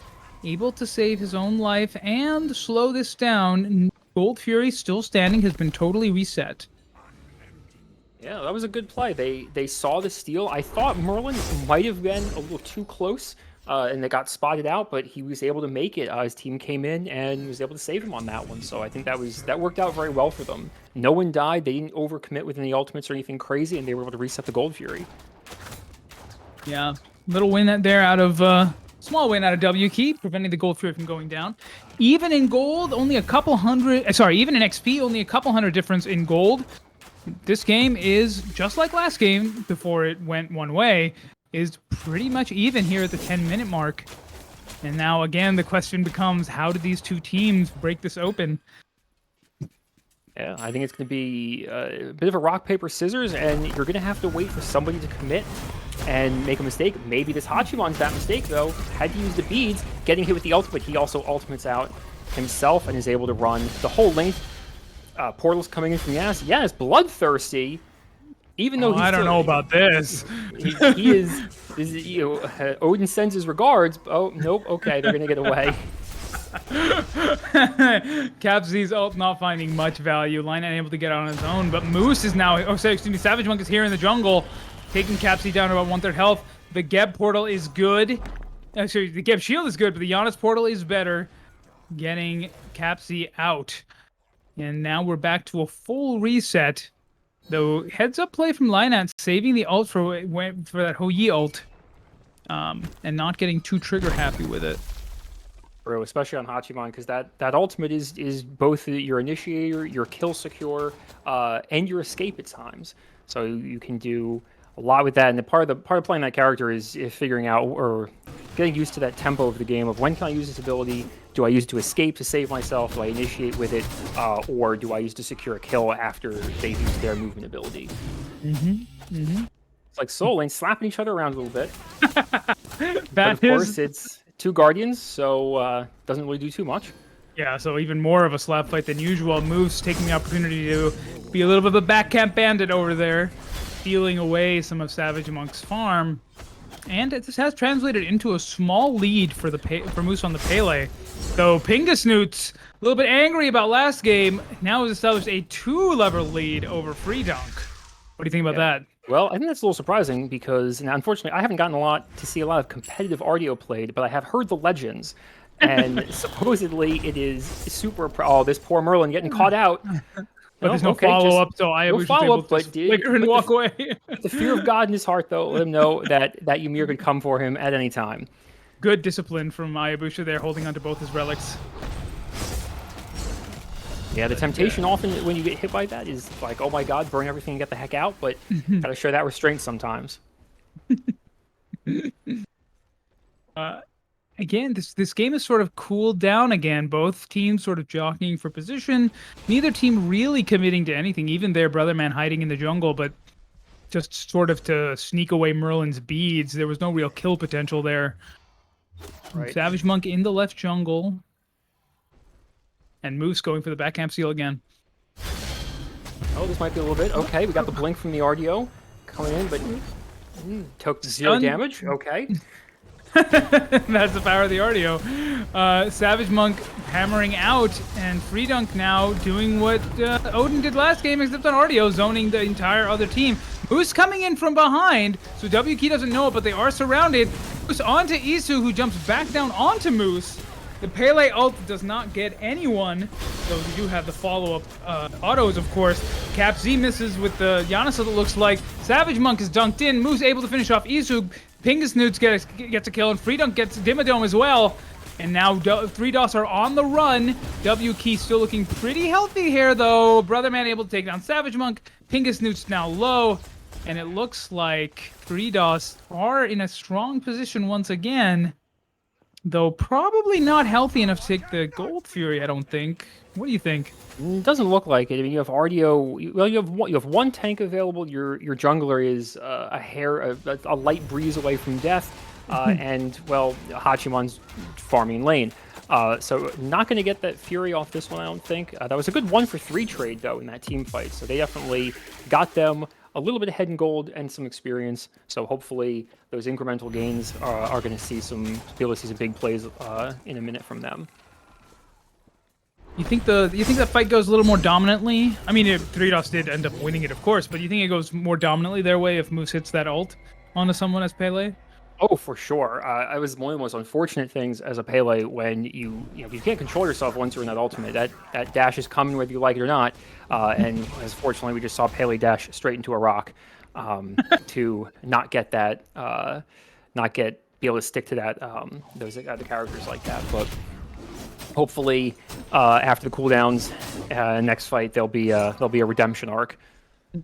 Though, I mean, even despite all that sort of dominance there from 3DOS, as you said, trading 3 for 1, Pingasnoot still has more than a 2-level lead over this RDO in the solo lane. And do you think this is getting a little bit out of control for the RDO, or is there a way back in for Free Dunk? Well, I don't know, because, like, again, I've heard the legends of RDO, so we don't know what late game is going to be, because, again, you can only get to level 20, and you can only buy 6 items, so eventually it's going to even up if it gets too late. So now's the time, if you're WK, now's the time to shore up that advantage if you can push every advantage you can, because you are a little bit behind on kills, a little bit behind on gold, but ahead in a lot of areas. We're looking at a solo lane that's ahead. Moose, sorry, fight breaking out here. Moose, the Giannis ult is in. Moose takes down Savage Monk, but Isu takes him down in return. So both junglers get knocked down, and that looks to me like an advantage for WK. Sure, they were able to take down a jungler who is looking like 3 levels ahead of Thor, so you want to try and smack them down as quickly as possible, or as much as you can. Looks like WK going after Gold Fury right here, which they should be able to take this. There's just Hachiman. Hachiman might be able to go for the steal if he's too hasty. Oh, he looks like he got a little ahead of himself. Maybe Giannis? Also here. No, yeah, okay, they backed off. Yeah, enough to scare them off there, I think. They put the fear of God in them. Speaking of objective, we haven't discussed the objective secure in these respective teams. Who do you think has the advantage when it comes to these neutral objective secure situations? Oddly enough, I think it slightly goes to WK just because of the Hou Yi ultimate. The rest of the team, at least on 3DOS, doesn't have any huge burst ult except for the Janus. But again, I don't know if I would want it. I mean, if you needed that. If it's that ride or die, you have to secure that ultimate or that objective. Sure, I would use the Janus ult, but like it's way better value is getting your team in and out of places. So it looks like, and even from 3DOS, I don't, like I said, other than Janus, don't know if they have really good objective secure, but neither does WK either, because I wouldn't be comfortable sacrificing, say, like a Thor ultimate to get an objective when that's such a versatile ability to keep on to hold on to. So you think it's going to come down from the sun to the suns from the Hou Yi, basically, on these objective fights? Oh, 100%, because that's the only ultimate, at least personally, that I feel comfortable burning for objective secure. Mm-hmm. Makes sense. As we head over, watching the supports, take a look at each other over at Gold Fury. I feel like we're doing this all of game 1, too. There was a lot of supports looking at each other at Gold Fury and then being like, hello. Right. I placed a ward. Just confirming wards, confirming where characters are, and that's it. Looks like we're getting a fight over, or at least that they're trying to take Pyromancer. for WP over here. Oh, but Doug Dimmadome is caught out and taken down in exchange for the Pyromancer. This could be a Gold Fury committing that Ymir ultimate. Okay. Oh, maybe a little bit early there. There's also another secure option, come to think of it, for 3DOS, the Ymir ultimate. But they know that WK is coming from Pyromancer, so they do know that they have time here. And Isug also caught out of position. So, sorry, I didn't see the notification for the Gold Fury, but it might have been covered by the kill from yeah. Pele. All right, but Savage Monk also goes down in return. Moose chasing down Ayabusha, and Pingus Newt's also being zoned out by Freedunk. Ayabusha's relics are down. Is he able to get Brotherman before he goes down? And the answer is no. Now Freedunk facing two, but it doesn't. But it's the two tanks from WK, so it doesn't look like the kill potential is necessarily there. Now that said, maybe we can reconstruct this from the gold. It's like gold. Okay, gold did go to WK. So WK gets both objectives and loses 4 in return for no kills onto 3DOS. What do you make of that? A bit of a Pyrrhic victory there. Sure, you got 2 objectives, and the gold is important in this game, but to lose 3 people and take them out of the game, 4. At that point, Yeah. 4 people, sorry. I mean, at that point, like, you can clear a couple of waves. You know, if you're the other side, you clear a couple of waves, maybe take some XP camps, whatever. You kind of short it up a little bit, and you're not looking too far down the ladder now. We do still see a lead out of solo for these two for WK, but 3DOS does have the advantage across the board, I think. Yeah, at least one level up in all of their positions, as well as a 1,000 gold lead. The 1,000 gold in 20 minutes is not very much at all. So it's mostly the XP where 3DOS has the big lead. And as I asked last game, what do you think WK has to do to start breaking into these? Because these fights are close. What is the adjustment that needs to be made by the Chaos side team? I feel like when you're a little bit down, or well, sometimes you're getting closer in levels now, but when you are a little bit down like that, grouping up and pressing the advantages that you have and picking certain characters and deciding this is the character we need to get, you get in, you get out. If you can go in, secure a pick, 1, 2 picks, get the other team low, and then if you can get away, you've done it. You've come out on top because now you have to either force people back. But unfortunately, it looks like how about this? Going for the Fire Giant, RDO, zoning people out, just RDO things. It looks like 3DOS is going to get this Fire Giant. There's not much going on in the contest. They're fighting that RDO way too much. Just run past them. There's not much they can do. Oh, Pingus News is here, though. Maybe going for the steal? Oh, not almost. Enough. Unfortunate. Yeah, Cerberus is not the character that I would put my money on for stealing an objective like the Fire Giant. Though we do see that sort of thing occasionally, like maybe a Kepri sphere or whatever will take down the Fire Giant. But sure. Yeah, heads up play out of 3DOS, taking down the Fire Giant and zoning WK the whole time. Though, on the plus side, WK didn't actually lose anyone there, so no overcommit, and the gold lead, again, still not completely out of control. So, might be time to hunker down and play some defense. Oh, I think you have to. That mid lane tower is looking mighty low. There's a wave coming in. Pele's going to have to defend that tower, otherwise it'll go down. Looks like she'll be able to. At this point, you have to start looking at...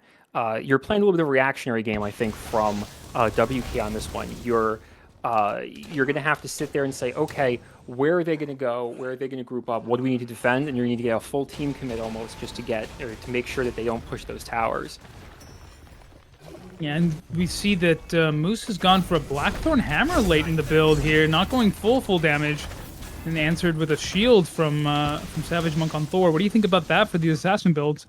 That's really interesting, right? Because you have a pretty basic start from them. You have the same starter, the same first item. Now Thor opted for the Brawler's Beatstick, which I think is not bad. I do appreciate that. Whereas Pele went right into the Arendite and then finish up with Heartseeker. Whereas from Thor, he went Arendite and now has that tier 2 of the shield item. So there's more health from... Uh-oh. Oh, wait a minute. Looks like Moose is ulted in with the door open and that door is closed. And there's not... Oh, but the Giannis portal at the very last second able to get Moose out of trouble. Oh. But 3DOS' offensive is over, only getting that T2. And... Oh, wait, but... Oh, Pingus Newt's pushing in, and now maybe Pingus Newt is in a bit of trouble. If 3DOS turns on the Cerberus...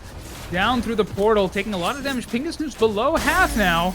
Stunned out by the Hachiman. Pingus one hit if Freedunk is able to get it, but he's not. Savage Monk able to take down Moose in the back as this happens. And that's a 1-0 against a team with all 5 Fire Giant. And that might be the end of the value out of this Fire Giant buff. What do you think there, Drummer? Oh, it seems so. But like I was saying, you need to group up, find those people out of position, find those quick kills that you can, get in and get out. And that's exactly what they did. They found some, they baited with a fight on some of the tanks, and then, but guess what? That Pele was high and dry. They really capitalized on it. Freedunk in a little bit of trouble here, though. Yep. Oni Fury goes down in favor of 3DOS, but they trade out Freedunk for it, meaning that now there's only 3 characters left with Fire Giant. And that Artio running Hide of the Nemean Lion. What do you think about that against this composition out of WKey? Hide of the Nemean Lion, kind of a weird one, considering it gives you block stacks now, if I remember correctly. And the only character that's going to be really affected by that is the Hou-Yi. Now, granted, if you're that Artio, you're probably only really scared of the Hou-Yi because he does have that kin size and dominance. So the percent pen and the health shred that you get from kin size is going to be pretty deadly for those tanks. Yeah, we'll see what Thor goes into, though. Thor's combo does involve a lot of auto-canceling, so maybe some value coming out there as well. As these Oni waves do push up a little bit, but not getting any huge value as WKey is in a position to defend against them, as well as taking that Pyromancer. Moose is alone here, not sure what the plan is, though not committing too hard there. As Fire Giant buff, not going to stay on much longer, and the Fire Giant will be coming back up soon. 3DOS Esports pushing up these waves just to make it a little bit easier to take down that Fire Giant buff. 3 stacks of Hide of the Nemean Lion. That Artio is going to be hard to kill. True. But again, that's just what Artio's been trying to do this whole game, is get in, annoy the heck out of people, and we even saw in that Fire Giant fight that Artio was just running circles around just took 2 whole people out of the equation and just ran around them, absorbed hits, didn't care. Sometimes, I don't know, maybe the strategy is if you see Artio do that, just run past her. Just leave her in the dust. Though Artio does have a bunch of other CC, like the Cripple Field and slows and such to slow you down, so it might depend exactly on the Artio player. A couple of ults exchanged there in mid out of the Assassins, but no particular kills dropped yet, though Freedunk dropped very low here. Fire Giant buff now gone entirely as the Fire Giant comes back up. WKey in a pretty strong position here, though 3DOS Esports are there to defend it as well. Now the question is, Brotherman getting this freeze off onto Dimmadome. Is there going to be any follow-up, though? Geb rolling out. Moose is going in deep. And WKey opts to disengage. That's the ult out of Moose, though. Moose, I'm not sure about this. Again, pushing up really far, though. Brotherman is there with the freeze to back him up. And the Geb shield is good to get Pingus Newts out, though. Now, Isu dropped low. Savage Monk stun is good onto Brotherman from the wall. And now we're again right back to jockeying for position around this Fire Giant. Now, neither team has huge healing. Artio does heal, don't get me wrong. But in terms of just sort of sustaining the way you would with a Sylvanas or a Hell, neither team has that. How do you think that affects this Fire Giant dance? I mean, if you're looking at long-term sustain, right, obviously, like you said, a character like Hell, they can keep their team healthy as long as they have mana, their team is healthy. Whereas you said, Artio is the only one with some incidental healing, Pele with her lifesteal passive, but that's about it. Really not even seeing, and so yeah, and Hachiman has, again, a lifesteal item, but those involve actively hitting someone. So jockeying for position and just hanging out, you're reliant on that HP 5 or potions. You're not going to get that just incidental healing ability, like pure healing abilities like you would get if you had someone say like a Hell. So the ult going in, so the ult's going off from the Emir. Dimmadome the first to fall. Savage Monk following up, able to take down Cap Z. And now Lynant's in trouble. Savage Monk following him down. Lynant's Aegis about to expire. This freeze is good at Brotherman, but Isu takes down Lynant. Savage Monk hammers out. And now Isu also able to take down Moose. 3DOS is looking low here. Brotherman very low. Pingus jumps onto him. Savage Monk finishes him off. And Freedunk is fully running now, as Savage Monk and Pingus both recalling.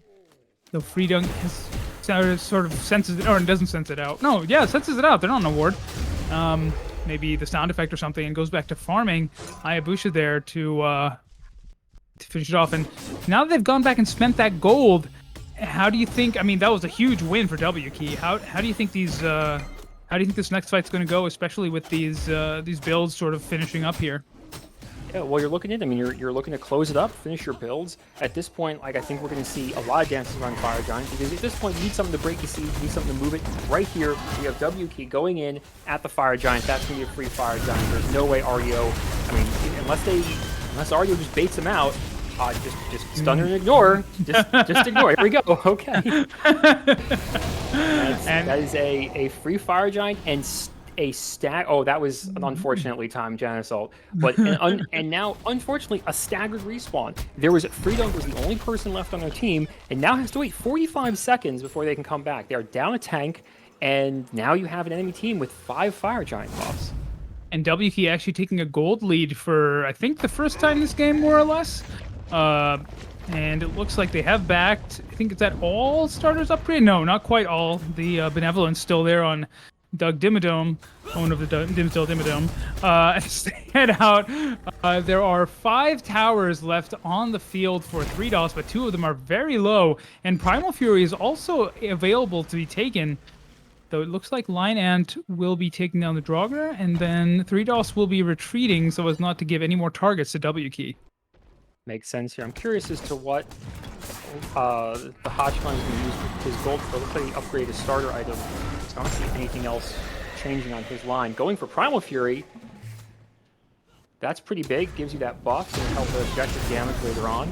Oh, Moose and Savage Monk fighting in mid, and it looks like Moose is able to... Oh, Savage Monk's ult is up just in time, though he also gets Moose's ult out. So Pele now stuck clearing mid, as WKey forms up over here on the left side. That left side Phoenix, so important in this game. The furthest from the Fire Giant, the hardest to defend. And looks like they're not willing to commit until that Thor gets back here. But Freedunk doesn't care. Freedunk's going in. And Isug is now in a little bit of trouble. Well, Moose comes back in. The Hou-Yi ult is down. K over here in the duo lane. But it looks like WKey with that Fire Giant buff, as well as maybe that item diff, in a commanding position, pushing 3DOS back. Health bars low as WKey pushes them even further back, and it looks like Brother Man, a little pathing not quite perfect. Savage Monk takes down Freedunk, Isug takes down Brother Man, and now it's a 5 versus 3, and Savage Monk wants more. Dropping down on Linette, finishing him off as well. And that left side Phoenix is not long for this world. And neither is Cap Z. Wow, what an extended just... Wow, and Moose goes down as well. This might just... I think this is a game. Just a huge, just constant, like...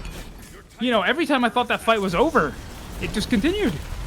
We have Cerberus here playing dangerously with no health, but doesn't care. Just finish the game. Once you get the deicide, you have to commit and finish. I think it's actually written into Smite law. If you take down Phoenix and get a deicide, you must end the game.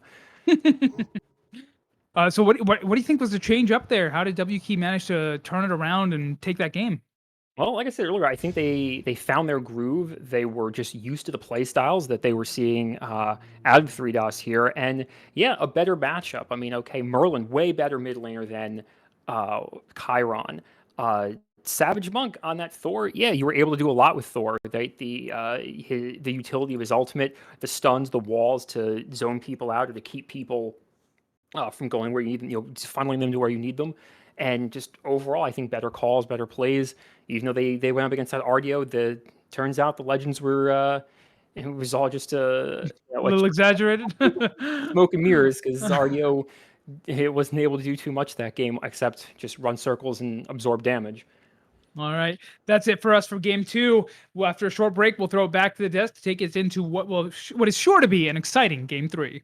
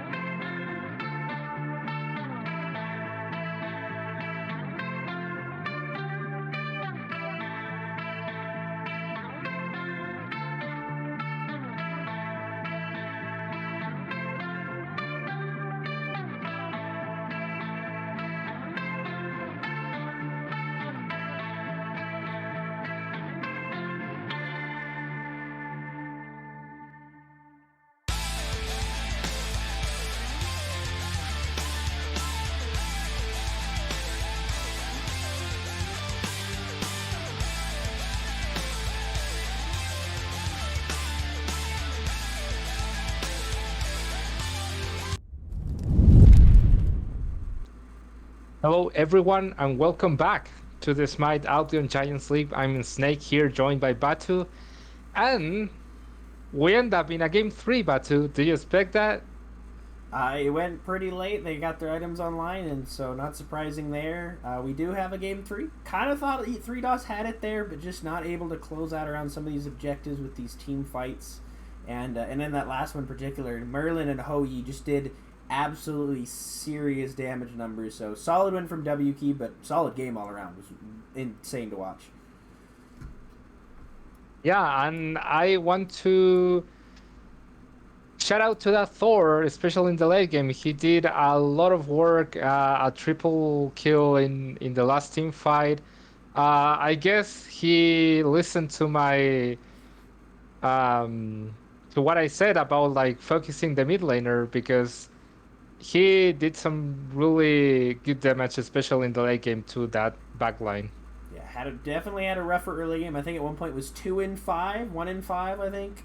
So kind of got roughed up, but that's the early game. You want a couple items online to where you can start doing some bigger chunks of numbers, because your scaling's really good, but that base damage is it's not quite all there. But yeah, no, beautifully done there, getting some good impacts on those ultimates, is whether that was just for some chase down, finishing off some kills, or reinitiating back in the fight. So definitely excited to see that Thor. And it's interesting to see where these picks and bans gone, because now we've seen the Geb do pretty well, and it's not this RDO who was banned and then not had a good game. If maybe see the Odin back. So I'm excited to see where this game 3 is going to take us. And also, one thing that I also remember is that Tridos had like that game really managed. They were really ahead on the kill department, maybe not that much in the gold, but they were really managing good the game until a fight in nearly the 30-minute mark, when WK just got a DSI, then they got the Fire Giant, and the game was lost. So what do you think Doritos have to do, to win this set? Well, I think for how 3DOS are playing, they're playing to get a couple of picks and then move towards these objectives. The problem is with that last comp, they didn't have enough to secure these objectives most of the time with that fight. Sure, they got that first Fire Giant, the Serb went for that steal and didn't quite get it, but that's Serb. He's not going to have that big damage. But because you have that Giannis where you're not really wanting to use that ult for the secure, you want to use it for the engage and chase down in fights, they really didn't have any way to just take these objectives when they wanted to. So really that meant they had to get really clean fights, and when you're running that double Guardian, it can be a little bit rougher. Pele usually is all inning, so she's at best case gonna trade out 1 for 0, but most of the time she's gonna trade 1 for 1, 2 for 1, something along those lines. So they just weren't winning these fights clean enough to get these objectives. And when you got WK where they have a little bit more of the team fight comp where they can pick apart people and have some better chain CC, they were able to get those objectives a lot easier when it came down to it. Well, now this is the decider. Who's gonna take the set? Just let's move on to the picks and bans, because I'm really excited to see what these teams are going to bring up now. We had 2 really exciting matches. So what do you think, if there's any draft-wise change that these both teams needs to make in order to take the set? I don't know if there's a whole lot you're going to be able to change, because sure, maybe looking towards that Merlin or picking up that Hoagie again, but you have so many strong picks right now in the meta. It's so hard to ban out, because if you ban the Merlin, you're gonna run against a Tiamat or maybe a Persephone or Morgan Le Fay. Those are kind of the ones that come to mind. A Scylla. There's not a whole lot better options to leave open. So maybe look towards this Merlin. The other one we might see is this Geb, maybe. Now that we see that Merlin actually banned here, I'm assuming this last one's going to have to be that Tiamat, so Geb's going to be left here as open. And that would be the only one I would really maybe see different, is had a decent game that second game. We've seen it both times, so they prioritize it high enough, but looks like they're not prioritizing it high enough to ban by either side. Yeah, really similar bans from game 2, I will say. But now the audio is banned, and that lead us to, maybe focus more on the dual lane now because Tridos just lock in that Uller. Yeah, they lock in that Uller, and this is exciting for me because Uller's kind of, some people are saying it's like first pick, first ban worthy. Some people are saying, he's not that overpowered. So, like, just to kind of see where in this comp game and this Challenger division, which is one of our higher diamond divisions as well, to see where this kind of goes, I'm excited for it because I really think this kind of a game will get a good rep for Uller because I think he's got some great pressure. I think his damage is insane, but he doesn't have that CC immunity. He's that stance changer just like Ardio, so sometimes, yeah, you can get some great payoff, but other times it can kind of be not enough to really make any sort of impact. So interesting to see that there, and especially into this Artemis now, and this Geb picked up. That duo lane really could be rough for this Uller. You've got the Axe that can kind of stop this Geb rollout, but that trap by Artemis can really force attributes. The Geb ult, the Artemis ult, so I like the Zuler, but I'm very hesitant to be overexcited for it just because some of these early picks right here by 3DOS are not fun matchups for the Euler. Yeah, and I've been noticing that W Key really like the Gab. It's being picked up these 3 games, and maybe they feel a little bit more comfortable after that win. But now for the side of W Key, I'm really surprised by this because they hovering the Janus, and for the first time this set, they picking a mid laner in the first phase of picks. So, what do you think about this? I definitely like that W Key's picking Leonis, not 3DOS. I know W Key, their mid laner, really does play very well on this Giannis. If you've watched any of the break or front row games, I believe you've seen a clip with that Giannis coming, hitting a nice snipe in a team fight. So by no means is this a foreign pick to Ayabusha in that mid lane, but I definitely do like it. You've got the Uller, you've got some pressure, give him a little bit more mobility with these portals, either getting him in, getting him out.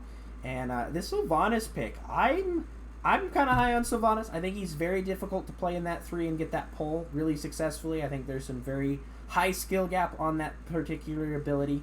And when you've got that paired with an Uller, I think that's, outside of like Sobek and On Her, I think this is one of like the highest pressure duo lanes you can get level 1, level 2.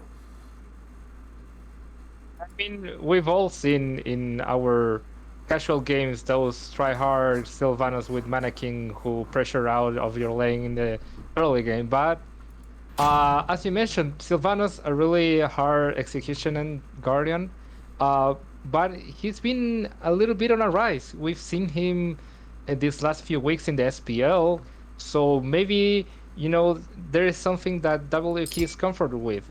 And for the side of 3DOS, Cerberus, again, no surprise, focusing the solo lane, but the thing that I was mentioning about WK getting the Janus is that now it allows 3DOS to ban some characters for the solo lane where, you know, frontliner in these matches has been really important. Yeah, and the one thing interesting is Geb and Cerberus, that was the front line for WK last game, and 3DOS said, yeah, that was annoying, give it. And so they're taking that over for them, but yeah, I'm excited to see the Sylvanas, that passive change form, no longer rooting, chance to root on those basic attacks, but just that little bit of that Sentinel's Boon passive, throws a seed, he can pick it up late game and really kind of help him sustain in those fights, which without that mobility, he does need a little bit more sustain, so excited to see that. But as we see these bans coming through, I think both teams realize what the kind of deciding factor in this set is. It's the junglers. Thor banned out from that second game. Loki still banned out from game 2. And of course, we still don't see the Nemesis. And this time, a Camazot's followed up with it. So, especially if you're WK, you've already picked in your mid laner. Don't need to worry about anything in mid. Focus out these junglers. Get yourself into a good matchup there and figure out from the team after that. Well, I'm really surprised about this because I really thought that, you know, 3DOS was going to focus more on the front lining. That was really annoying. And considering that they took the front line for WK from last game, that they were more concerned about the front line from WK, and maybe they just give it away more chances to ban. But apparently now they're more worried about the junglers, and this doesn't make sense to me because they were so worried about junglers, but now they pick a Kukulkan. Yeah, definitely. I guess with the focus with the bans wanting to make sure they get that last pick for themselves just so they have, you know, the counter pick jungler. I think Moose in both these games has probably played a little bit better in the jungle, but not really something terribly like any sort of jungle diff or anything. But definitely can understand giving that priority of that last pick. They did it in game 2. I believe they also did it in game 1 as well. So no real change up in the draft. And you already picked the Kukulkan here in the first game in this slot. You're chilling right there with making sure you really. I mean, sure, you might see the Robin again, but I think after game 1, you're confident kind of picking it into anything. However, the picks here from WK kind of interesting. Cthulhu, who we haven't seen for a little bit. Now, there was a little bit of some buggy issues with his ultimate where he wasn't in comp for a week or two, but the Thanatos Hover, I kind of like this, especially with those Geb shields that can make the actual damage really difficult. Executes is kind of the counter for a lot of that shielding. Well, yeah, as you mentioned, I mean, for me, Cthulhu is not really that surprising. I guess, obviously, he's not Ario, but, he still can have a pretty decent laning phase. The Thanatos, yeah, I guess, it's try also to counter the Gap shields. But again, what I want to see with WK, especially for the jungle part, is that try to focus more the mid lane, because they are giving a Kukulkan, and Kukulkan doesn't really have that much escape tools to survive those ganks. So one thing that I saw in game 1 that I would have liked to see is focusing the mid lane, especially in the early game, because that is the spot when Kukulkan is not really that strong. He needs those stacks from Book of Thoth to really start to giving some damage. So yeah, but for me, both drafts are really good, really interesting, considering how these first 2 matches went. But who do you think that takes the set, Batu? With this Susano last pick in, I think 3DOS have kind of flipped the script now, kind of going for their own bit of a late game. Susano kind of needs to hit that level 5 to have an impact. Sure, Pele does too, so there might be a little bit of transition there, but I don't think anyone really matches the level 1, 2, and 3 of Thanatos, just with that Scythe just having so much turn potential. And you've got Uller and Sylvanas dual lane, so need I say more? I think WK now is... this entire series has been the same thing. Is it going to be that early game snowball into the late game, or is that late game team comp going to come online? All said and done, though, I think I got to give it to WK. Even if it goes late, I think they still have a really good chance of winning these fights if they get to dictate them. Well, let's wait no more. Who's going to win this set? We're just about to find out. Thank you very much, Snaked and Batu. Heading into game 3 of a back and forth barn burner of a set between WK and 3DOS Esports. Drummer, how do you like these comps with 3DOS taking a little bit of a page out of WK's book? Yeah, a little bit there. I always enjoy seeing an Uller. He's such a fun character to play. Also like seeing a Thanatos. That's probably going to fix a little bit of that problems that we've been having, because we've been seeing so far in a lot of these games, a lot of back and forth, a lot of poking, people getting low, retreating, come out of nowhere and hit the execute, and has his movement speed buff. So yeah, he can just get in, get out, and clean up those like stragglers at the end where you've poked them, they're low, they're trying to get out. Thanatos can just come in with a steel chair. That man had a family, and a lot of aggression coming out of WK here in the duo lane. They do hit level 2 first, so they are able to push that advantage a little bit. And it looks like a little bit of skirmish going on in mid as well, though not too much.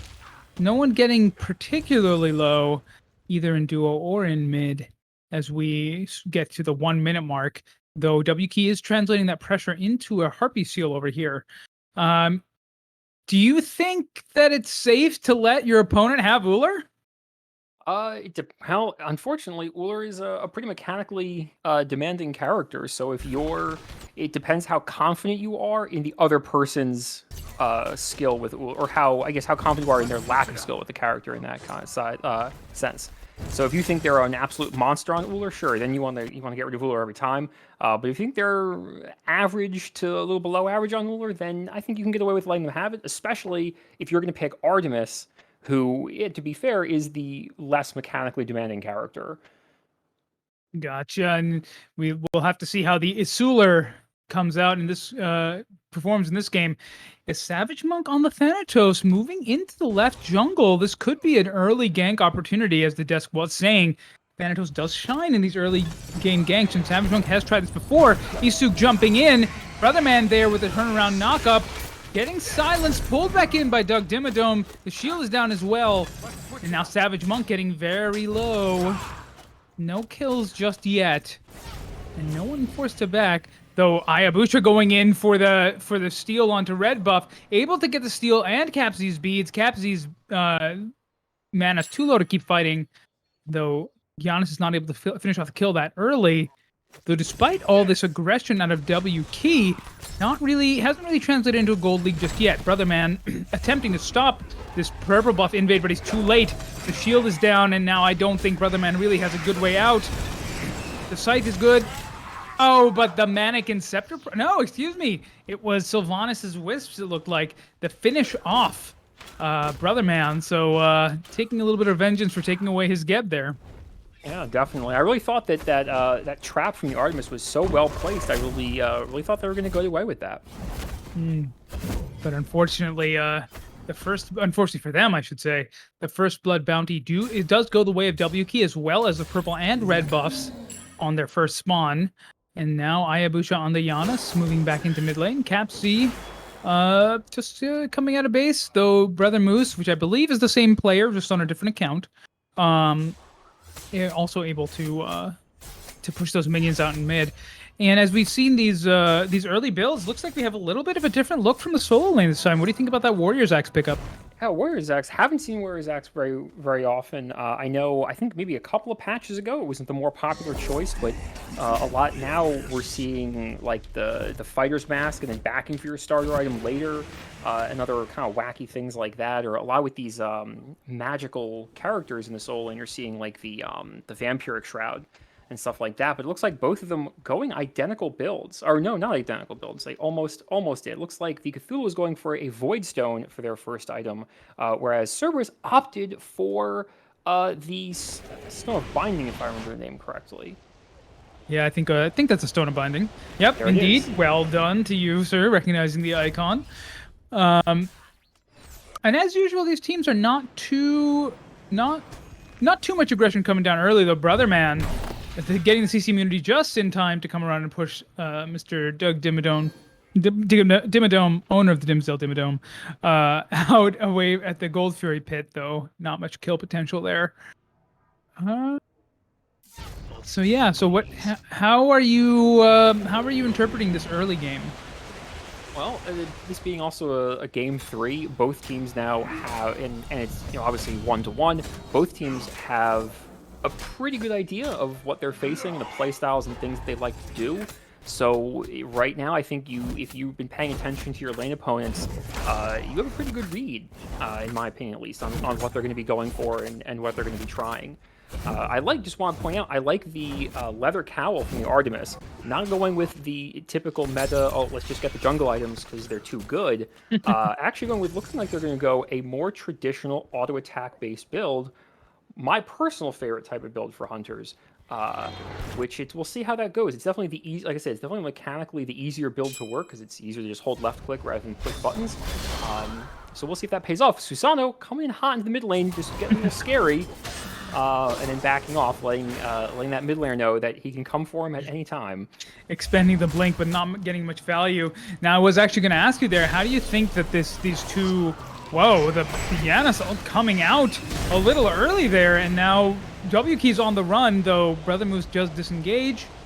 3DOS Esports opting to come back and reset, though Savage Monk is already in the air, dunks down, misses, but now he's in the Susano ult. Geb's shield is good. Brother Moose does ultimately go down. Capsy's ult gets Doug Dimmadome and Savage Monk very low. Both of them go down, picking up 2 return kills for 3DOS. Could be more if Hayabusa doesn't get out of there on the Giannis. But it does look like Hayabusa will. Yeah, it does look like we'll be able to get away back to safety. But back to the point I was trying to ask earlier, what do you think about this? Artemis is a bit of a throwback to a patch or two ago. with, as you stated, these jungler items pretty strong right now, do you think that you still get the full value out of an auto attack based build? I think specifically Artemis gets a really good value out of it because not only does she have her own built-in attack speed buff that also provides movement speed, she needed to escape as well. As we saw before in that fight around the purple buff, the traps can come in pretty clutch if you want to just stop somebody from moving for a little bit. And like I said, being the mechanically easier character to play, you don't have to worry about as much, right? Ullr is very dependent on those axes. Like, you're looking, in order for him to get as much value as possible, hitting those stuns on that short cooldown is very important. But the one thing that Artemis has that Ullr doesn't is she has a real ultimate that can really mess up a team fight if she's able to drop it in the middle and people aren't expecting it. Yeah, we'll have to see if Artemis is able to get full value out of that ult. As you do say, Tusky can be disruptive and powerful, especially in those late-game team fights. Brother Moose looking in the jungle here. That purple buff is down, but we'll see if Isug is in a position to... he's pushed up pretty far. Lynant and Brother Moose coming in. Tusky's down. Isug drops the beads, but I'm not sure it's enough, and it isn't. Brother Moose able to finish off the kill onto the Hunter for W key. Yeah, that's the one downside of Ullr is, yeah, you have a movement speed ability and a leap, but that's about it. No CC immunity, not much else you can really do to get out of there, and you got that stun, but it's single target, so the 2v1s can be kind of difficult. Oh, and now Hayabusa in a bit of trouble. The ult coming down from both Geb and Susanoo, but Hayabusa's portal able to get him to safety. Savage Monk now linked up with them, blinks in, silences Susanoo. Susanoo getting very low. Brother Moose is getting low. The Kukulkan ult is in as well as the Geb ult, but the Giannis ult, which had been saved, is enough to finish off Brother Moose, taking down the Susanoo. Savage Monk dunks down, misses, or at least looked like he missed, but the Death Scythe able to get Capsy low. Hayabusa back in, a very aggressive portal. Brother Man now getting whittled down by the three here, and Doug Dimmadome, owner of the Dimsdale Dimmadome, is here to follow up. Brother Man able to finish off Hayabusa on the Giannis, and the shield is good. Now will Brother Man be able to get back onto the tower? The answer is no. And now Pingasnoots is here, ulting the descent into madness, going under the tower, forcing Freedunk back out under his own T1 tower.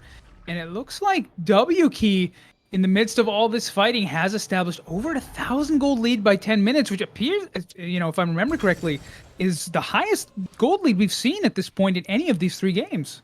I do believe that's correct. The other previous two games have just been maybe only a few hundred here and there, nothing too commanding. But here we are, just about to come up to 10 minutes, and we have a pretty reasonable gold lead from WK. They traded out 1 for 2 in that last engagement. They're definitely cleaning up. We look at the level differences. We have a lead from both the mid laner and the ADC, so the two big damage dealers.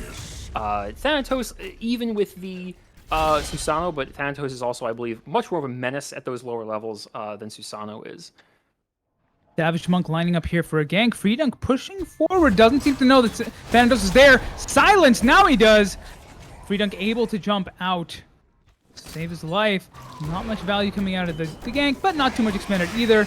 Susanoo pushing in. Brother Moose pushing after Doug Dimmadome, who's able to use the ult to slow things down and get away. Now Hayabusa pushed up a little bit too far, I think. Though Capsy, wow, that was a lot of damage, and the ult is out from Giannis, but does not quite manage to connect with the Kukulkan. That probably would have been a dead Kukulkan. Oh, an aggressive portal again! The Geb shield is down. Now Hayabusa's on the run, but Doug Dimmadome is there to support.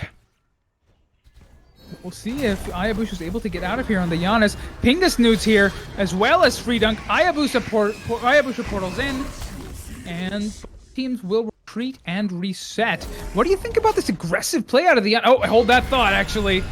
The ult is down onto Lynant, stopped by Tusky, the CC immunity out of the Artemis ult. And... yeah, that was just ult for ult there. But now hey, I guess if anything saves your life, right? I think it's finally cooled down, so I can ask you, what do you think about this aggressive style portal from out of Hayabusa on the Giannis? I mean, it sounds like Giannis decided, you know what, game 3, I'm tired, I want to go home, and just decided that violence was the only choice. What I will comment on is being somebody who, in my my Smite ranked career is down in the trenches in silver and bronze. I have to admire the restraint of these higher level players. Except here we have a fight, maybe not. Oh, and this is no Chasing pushing the in. The Geb Thanatos. shield is down, and Savage Monk does not manage to get out. The ult was down, so no way out. Brother Man's ult is up, but the Descendant Manus is here. Ayabusha taking down Susanoo in exchange, so it's jungle for jungle. And now Freedunk has arrived, but Brother Man is out of position, locked down and destroyed. But Brother Man manages to take out the Uller of Isug in return, so that's a pretty big win for 3DOS. Jungle for jungle, and now Doug Dimmadome, owner of the Dimsdale Dimmadome, I'm gonna stop doing that, is now in a spot of bother as Freedunk is chasing him all the way from solo into his own purple buff. But that probably spells the end of this engagement, unless, nope, Freedunk was able to lock him down and line it, finishing him off. Now we're back to 7-7. Those staggered respawn timers, that late kill. Ult out of Freedunk, pulling Ayabusha back in, but the portal is good to get Ayabusha back out. But not 3DOS doesn't seem to be going for the Gold Furies. They have cut the lead significantly, but not quite. Never mind, 3DOS is lining up for the Gold Fury. They're setting up for it. And it's burning. Well, not super quickly, but not terribly slowly either. But Ayabusha's here. WK knows they're here, and now after it was already over, ulting in, slowed by Artemis, but ultimately not punished. But 3DOS do get the Gold Fury, meaning that they are now in a very tiny lead, so small, but effectively evened it up. Of course. But as I was saying before, like when just the difference of restraint of high level play versus lower level play. You've seen a lot of these. The poke fests are insane here. Like they'll go in, deal damage, and then even though they probably could just all in and get the kill, they still just play it back a little bit, realizing that, you know what, all I'm really doing is feeding my ego and getting some gold. It's not actually going to be super beneficial to chase down a kill here. But it looks like WP's getting that Pyromancer. Oh, Brother Man already putting the shield down, so no CC immunity coming out unless he's able to get into the rollout, which he is. But WK does get the Pyromancer, putting themselves back into a tiny bit of a lead here. But, you know, more action this game than there were in the first two, but the result is the same. Again, we have a very, very back and forth even game here coming up on, you know, almost just past the 14-minute mark. Yeah, still pretty even. Only one tower down out the entire field.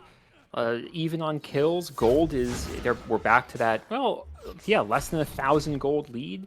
Not even now. Only a 500 gold lead. It looks like for WK.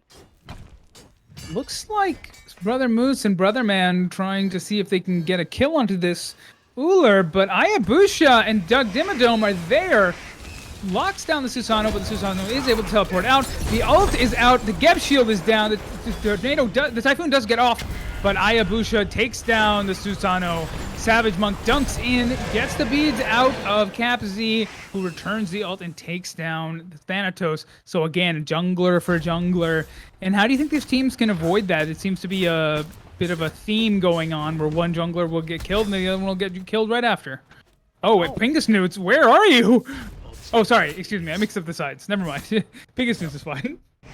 But I think with you saying jungle for jungle, perhaps the Thanatos being a little, taking it a little slower, because a lot of times I don't know if we've seen a single execute go off so far. We've just seen a lot of that ultimate being used as a way to initiate, where I don't, like I said, I don't know if we've seen an execute come in. So perhaps waiting a fraction of a second longer just for someone to get a little bit lower and maybe be able to confirm that execute rather than just slamming in and dealing a bunch of damage. Sure, you get the stun and everything, but the execute obviously would be much sweeter. Well, we will see if Savage Monk is able to make that adjustment and start getting some executes off here. Brother Moose missing the teleport there. And is down, 4 levels on Ayabusha? That's a pretty significant lead that Ayabusha has built himself in the mid lane. The Giannis over the Kukulkan.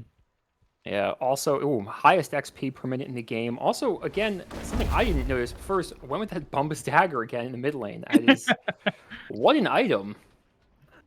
It does seem to be doing work for the mid laners these days. Perhaps a little bit of an overtune coming out of that last patch for Bumbus Dagger and a couple other of those jungle items. But now WK nursing a very tiny lead here. How do they press this advantage? Well, I think they need to play their strength. Janus is clearly the damage dealer, the linchpin right now, with a pretty commanding lead. Very ahead on items. They've got good pen from that obsidian shard, the lifesteal and the cooldowns from that the gem, and just overall 4-1. They're ahead. So I think that anyone who wants to contest them, like protect the Janus. Leave the lanes wide, like leave the encounters open, let that Janus just free cast in the back and deal as much damage as possible. Gotcha. We'll see if they're able to line up their pieces on the chessboard the way you suggest. 3DOS does have 3 in mid. Hayabusa clearing the wave alone, so maybe that is part of the reason that this Janus has been able to produce such a commanding XP lead, as well as, of course, that kill participation. 7 out of 8 kills for WK affected by Hayabusa on Janus.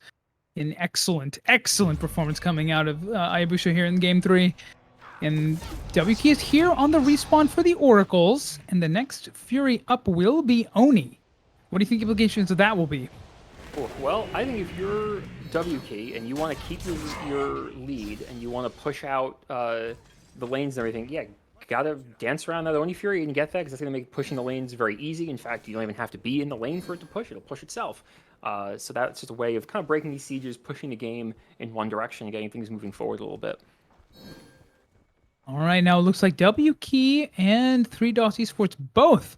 All 5 members jockeying for position around this Oni Fury, which has just come up. And looks like Hayabusa is a little bit zoned out here by Brother Moose. Both know where the other is. And Savage Monk a little bit slow. Free Dunk coming in with just putting a little bit of damage on a Doug Dimmadome, though. Doug Dimmadome on the Sylvanas does have a bunch of healing. And we do see the upgraded Kursan coming out of Geb for that. So these team fights may be a little bit problematic as long as the Kursan is applied, since Sylvanas won't be able to select the targets of the healing. Sure, and we see that Geb also has a Pestilence online. There's a lot of... Oh wait, big ult from Cerberus comes in, gets about 3 people, but not able to do it. Chasing down the Janus, but... Janus flattened alongside the Sylvanas by the Kukulkan ult, and Pingus Newts is descended into madness, but Isuk is alone against Free Dunk, and Free Dunk takes him down as well. So it's just Pingus Newts and Savage Monk. Savage Monk collapses down into the back, staying away, and that looks to be an Oni Fury for 3DOS Esports. As Free Dunk, not content, will continue to zone out the remaining members of WK. Yeah, it looks like Free Dunk doing what they've been doing this entire set. Just look at that. There's 1 tank and 2 people fighting them. Yeah, how do you... And even stole the red buff on that one. Didn't lose it. Oh, very... Yeah, a little bonus on... A little cherry on top of the sundae that is 3 kills as well as the Oni Fury. Though it looks like... Yeah, though it looks like WK did manage to secure their red buff, at least if the spectator's right, which it sometimes isn't. But in any case, what do you think made the difference there for 3DOS coming in, getting such a commanding victory? How did they manage to pull that off? Oh, it seems like they just made good calls and had that target priority and were able to just start picking people off one by one. We saw the Uller got caught out alone, and right now we're seeing no % pen from him, so fighting that Cerberus is going to be rough, considering you have looks like 3 items that provide, or 4 with the Sundering Axe, providing physical protections for him, and only a little bit of flat pen from Uller, so not too much that he's going to get off there, and was able to just kind of keep him from joining the fight. And like I said, I think 3DOS just grouped better and was able to prioritize their more key targets. You notice, I think the Janus was the first one to go down. Yeah. Also, definitely a case of good target priority coming out from 3DOS, taking down the Janus alongside the Sylvanas right away to start the fight. Interesting to see how this Oni Fury did pan out, though. It did whittle down some tower damage, but it didn't really result in any, in fact, it resulted in a Pyromancer for WK, who are now lined up to fight in mid here over this T2. The ult out from Sylvanas, and Capsi's ult flattens Hayabusa again. Brother Moose takes down Doug Dimmadome, but now the execute is good for Susano, for Savage Monk onto the Geb, but the return kill from Kukulkan back onto Savage Monk means that it's a 3-for-1, and Pingus Newts is here, descended into madness, takes down the Susano, and it looks like we'll also be taking down the Kukulkan of Cap Z, now chasing Lineant out, but Descended Madness doesn't last quite long enough. Huge play out of Pingus Newts there, turning what could have been a tower or two, maybe even a Phoenix or a Fire Giant, into a dead even reset.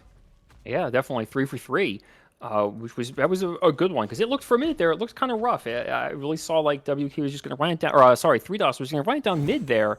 But hey, amazing defense from the Cthulhu, able to use that ultimate very, very well and take out 2 people on there and staggered some respawn timers now. So we've got, we're going to have a full 5 on WK and a few more seconds until 3DOS is able to get back online. Neither team particularly running for any neutral objective right away.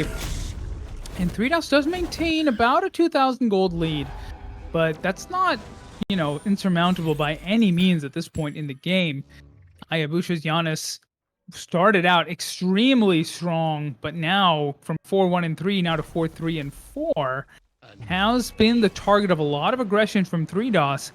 What's the adjustment here? What needs to be changed to keep Hayabusha alive in these team fights? Oh, I think you need probably some really clutch pulls from that Sylvanas. Perhaps position the Sylvanas a little bit away from Giannis so that if people go in on him, you can yank them back. Like basically try to get, say, the Susano to commit the full 3 hits off of his 1, and then when he doesn't have that anymore, yank him back, or wait for those commits and then see if you can get some CC from either Cthulhu or Sylvanas onto him in order to, like, they won't be able to chase him down because they've used abilities to get in, and then you kind of lock him in. Hopefully Hayabusa can get out and then turn back around and use the range on his abilities to his advantage. All right, it will depend a lot on the positioning, which is admittedly one of Giannis' specialties, with that portal as well as the ult, both giving a lot of utility and positioning power to that character. Game's cooled down a little bit again, as both teams, the only neutral objective on the map right now is Fire Giant. Gold Fury spawning soon, but it's only a normal gold, neither Oni nor Primal, so the priority's not quite as high. Savage Monk pushing a little bit forward, but opt to take a little bit of a safer route over to those oracles, which do drop to 3DOS. Hayabusha again with the aggressive portal. Not quite punished. Hayabusha manages to survive. Pingus Newts coming in and descending into madness, giving him a little bit of a way out. And Savage Monk again not getting the value needed out of that Thanatos ult. So that's 3 ults down for W Key. 2 ults down for 3DOS as well. But remember, there's only 3 ults on the first place. There's only 4 ults on W Key's team in the first place. Sure thing, but I think that was a good example of it, right? We saw Janice go in, try. Oh, wait a minute, fight at tier 2. Oh, and Isu is not long for this world. And Cthulhu caught out of position, gonna get chased down by the. Oh wait, he gets away though. Okay, ult coming from Kukulkan ult in the back. Oh, Savage Monk stunned. Brother Moose able to shut him down, but Freedunk now under the T2 tower. The curse down has been applied. Hayabusha still there, though, able to take out Lineout and Capsy with 1 unstable vortex, though it is answered back by Brother Moose on the Susano, and now Doug Dimmadome alone against Brother Man and Freedunk under his own T2. Looks like Pingus is opting not to join the fight, instead going for the speed buff, and Brother Moose comes in and ults. Brother Man takes down Doug Dimmadome. Pingus Newts, on the other hand, pushing out the right wave. Not sure about that call per se. What do you think there, Drummer? Yeah, I don't know. Maybe if he could have gone in, but also the call also could have been made to just have perhaps that sacrificial piece there, letting him die over in left and not giving up the Cthulhu as well. The play might have been, hey, things aren't looking too good over here. I'm just going to try and delay as much as possible, and Cthulhu just live, farm, get gold, finish up your build, whatever, and not give them yet another kill and stagger more respawn timers. Sure, makes sense. And now 3DOS has extended this lead a little bit. It looks like we have a pause coming through. Hayabusha, I mean, didn't get a lot of value at the beginning, but at the end certainly did, getting 2 kills back there. What do you think needs to be done to get Isug back in the game here? Not a lot of, compared to the Artemis, 2-4-4 for the Uller and 1-1-10 for the Artemis. How does WK get Isug into this game? Well, I think again, so we've seen that the Janus was originally, I think, the priority because he was so far ahead. But I think now maybe you switch gears a little bit and you say, okay, you know, Janus, you're doing really well getting out. Now we probably need to switch to protect the Uller because we need to get him ahead more on gold and just in general. I mean, obviously, level he's maxed out, but you can always have more gold. So perhaps helping Uller out a little bit to get more gold, maybe leaving him to get farm. Or from the camps or the waves or something, but you want to get either way, want to get a little bit more gold in there because he's definitely going for the more expensive items. So he is almost filled out on his build. He does have that Bumba's Hammer, which is really important. So unfortunately, I didn't see exactly when he got it, but hopefully that item, it's a pretty strong item, so hopefully that will keep his, I believe he has max cooldowns now, and hopefully Overcapped, yeah, hopefully he can start coming online a little bit and putting down that good Uller damage. Okay, well, we're having a little bit of a technical issue here, so we're going to throw it to a break for a little bit, get you back in this game as soon as possible.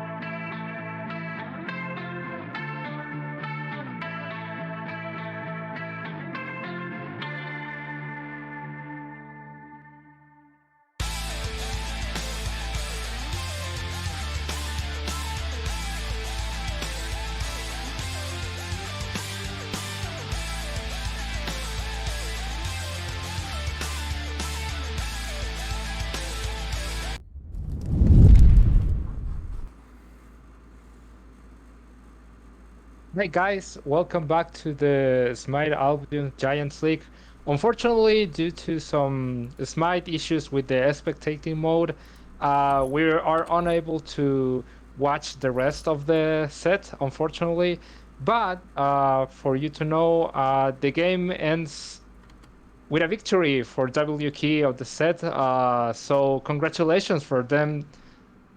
Besides, this issue, this was a really fun set, wasn't it, Batu? Oh, wonderful set. I pulled up the kind of end result screen there. After we left the game, it was 13 kills to 18, and it ended 18 to 18. So deicide pretty much was the difference there in that last fight. Unfortunately, don't get to see that there. But with that now means that there is 4 teams now going into the last week vying for the last first and second spot as a 3-point difference between all 4 of them, which that's a 2-0. So no, this final week now is going to be exciting. Kudos to both teams as that last game was back and forth, still anybody's game.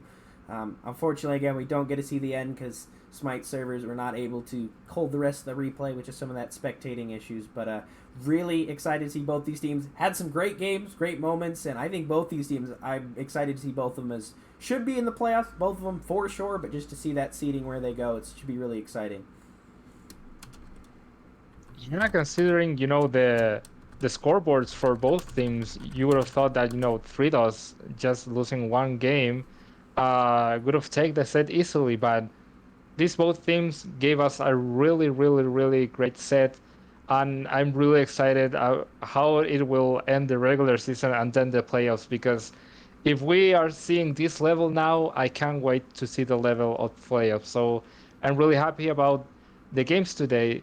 But, regarding the game of what we could saw, what do you think about, how WK, was made it to win this game? Because it was such a back and forth game. One team was in control at one point, then the other team. What do you think it was the reason why WQ won this game? Well, based on what we're just seeing on those fights, and what I know from some of the players in the team, I gotta think it had to do something with a Giannis snipe coming through, because pretty much that entire game was Giannis hit a snipe, they win the fight. Giannis doesn't hit the snipe, they don't win the fight. So definitely, I think it had to revolve around that. But of course, Cthulhu having a big impact in those fights, able to clean up, make it a 3-for-1 into a 3-for-3, even out some of those fights. But all around, I think Dimmadome and Pingu Newts on the front line were doing really well, especially on the other side there for 3DOS with Brother Man and Brother Dunk over there as well. Both of them doing extraordinary. Both these front lines were doing well. Both these back lines, just all around. And as I'm going to continue your sentiment, this is just the regular season. We get in the playoffs. This is the 2-3 seed versus the 5 seed, and they're playing this well against each other. The playoffs are going to be exciting especially for this division. Well, I cannot agree more with you. This was a really fun set to watch, and I hope you guys enjoyed this set too. This is all we have for you now. So shoutouts to Akira and Drummer for the great cast we have today. And of course, I'm Snake here, joined by Batu. Great set today, and we see you next time.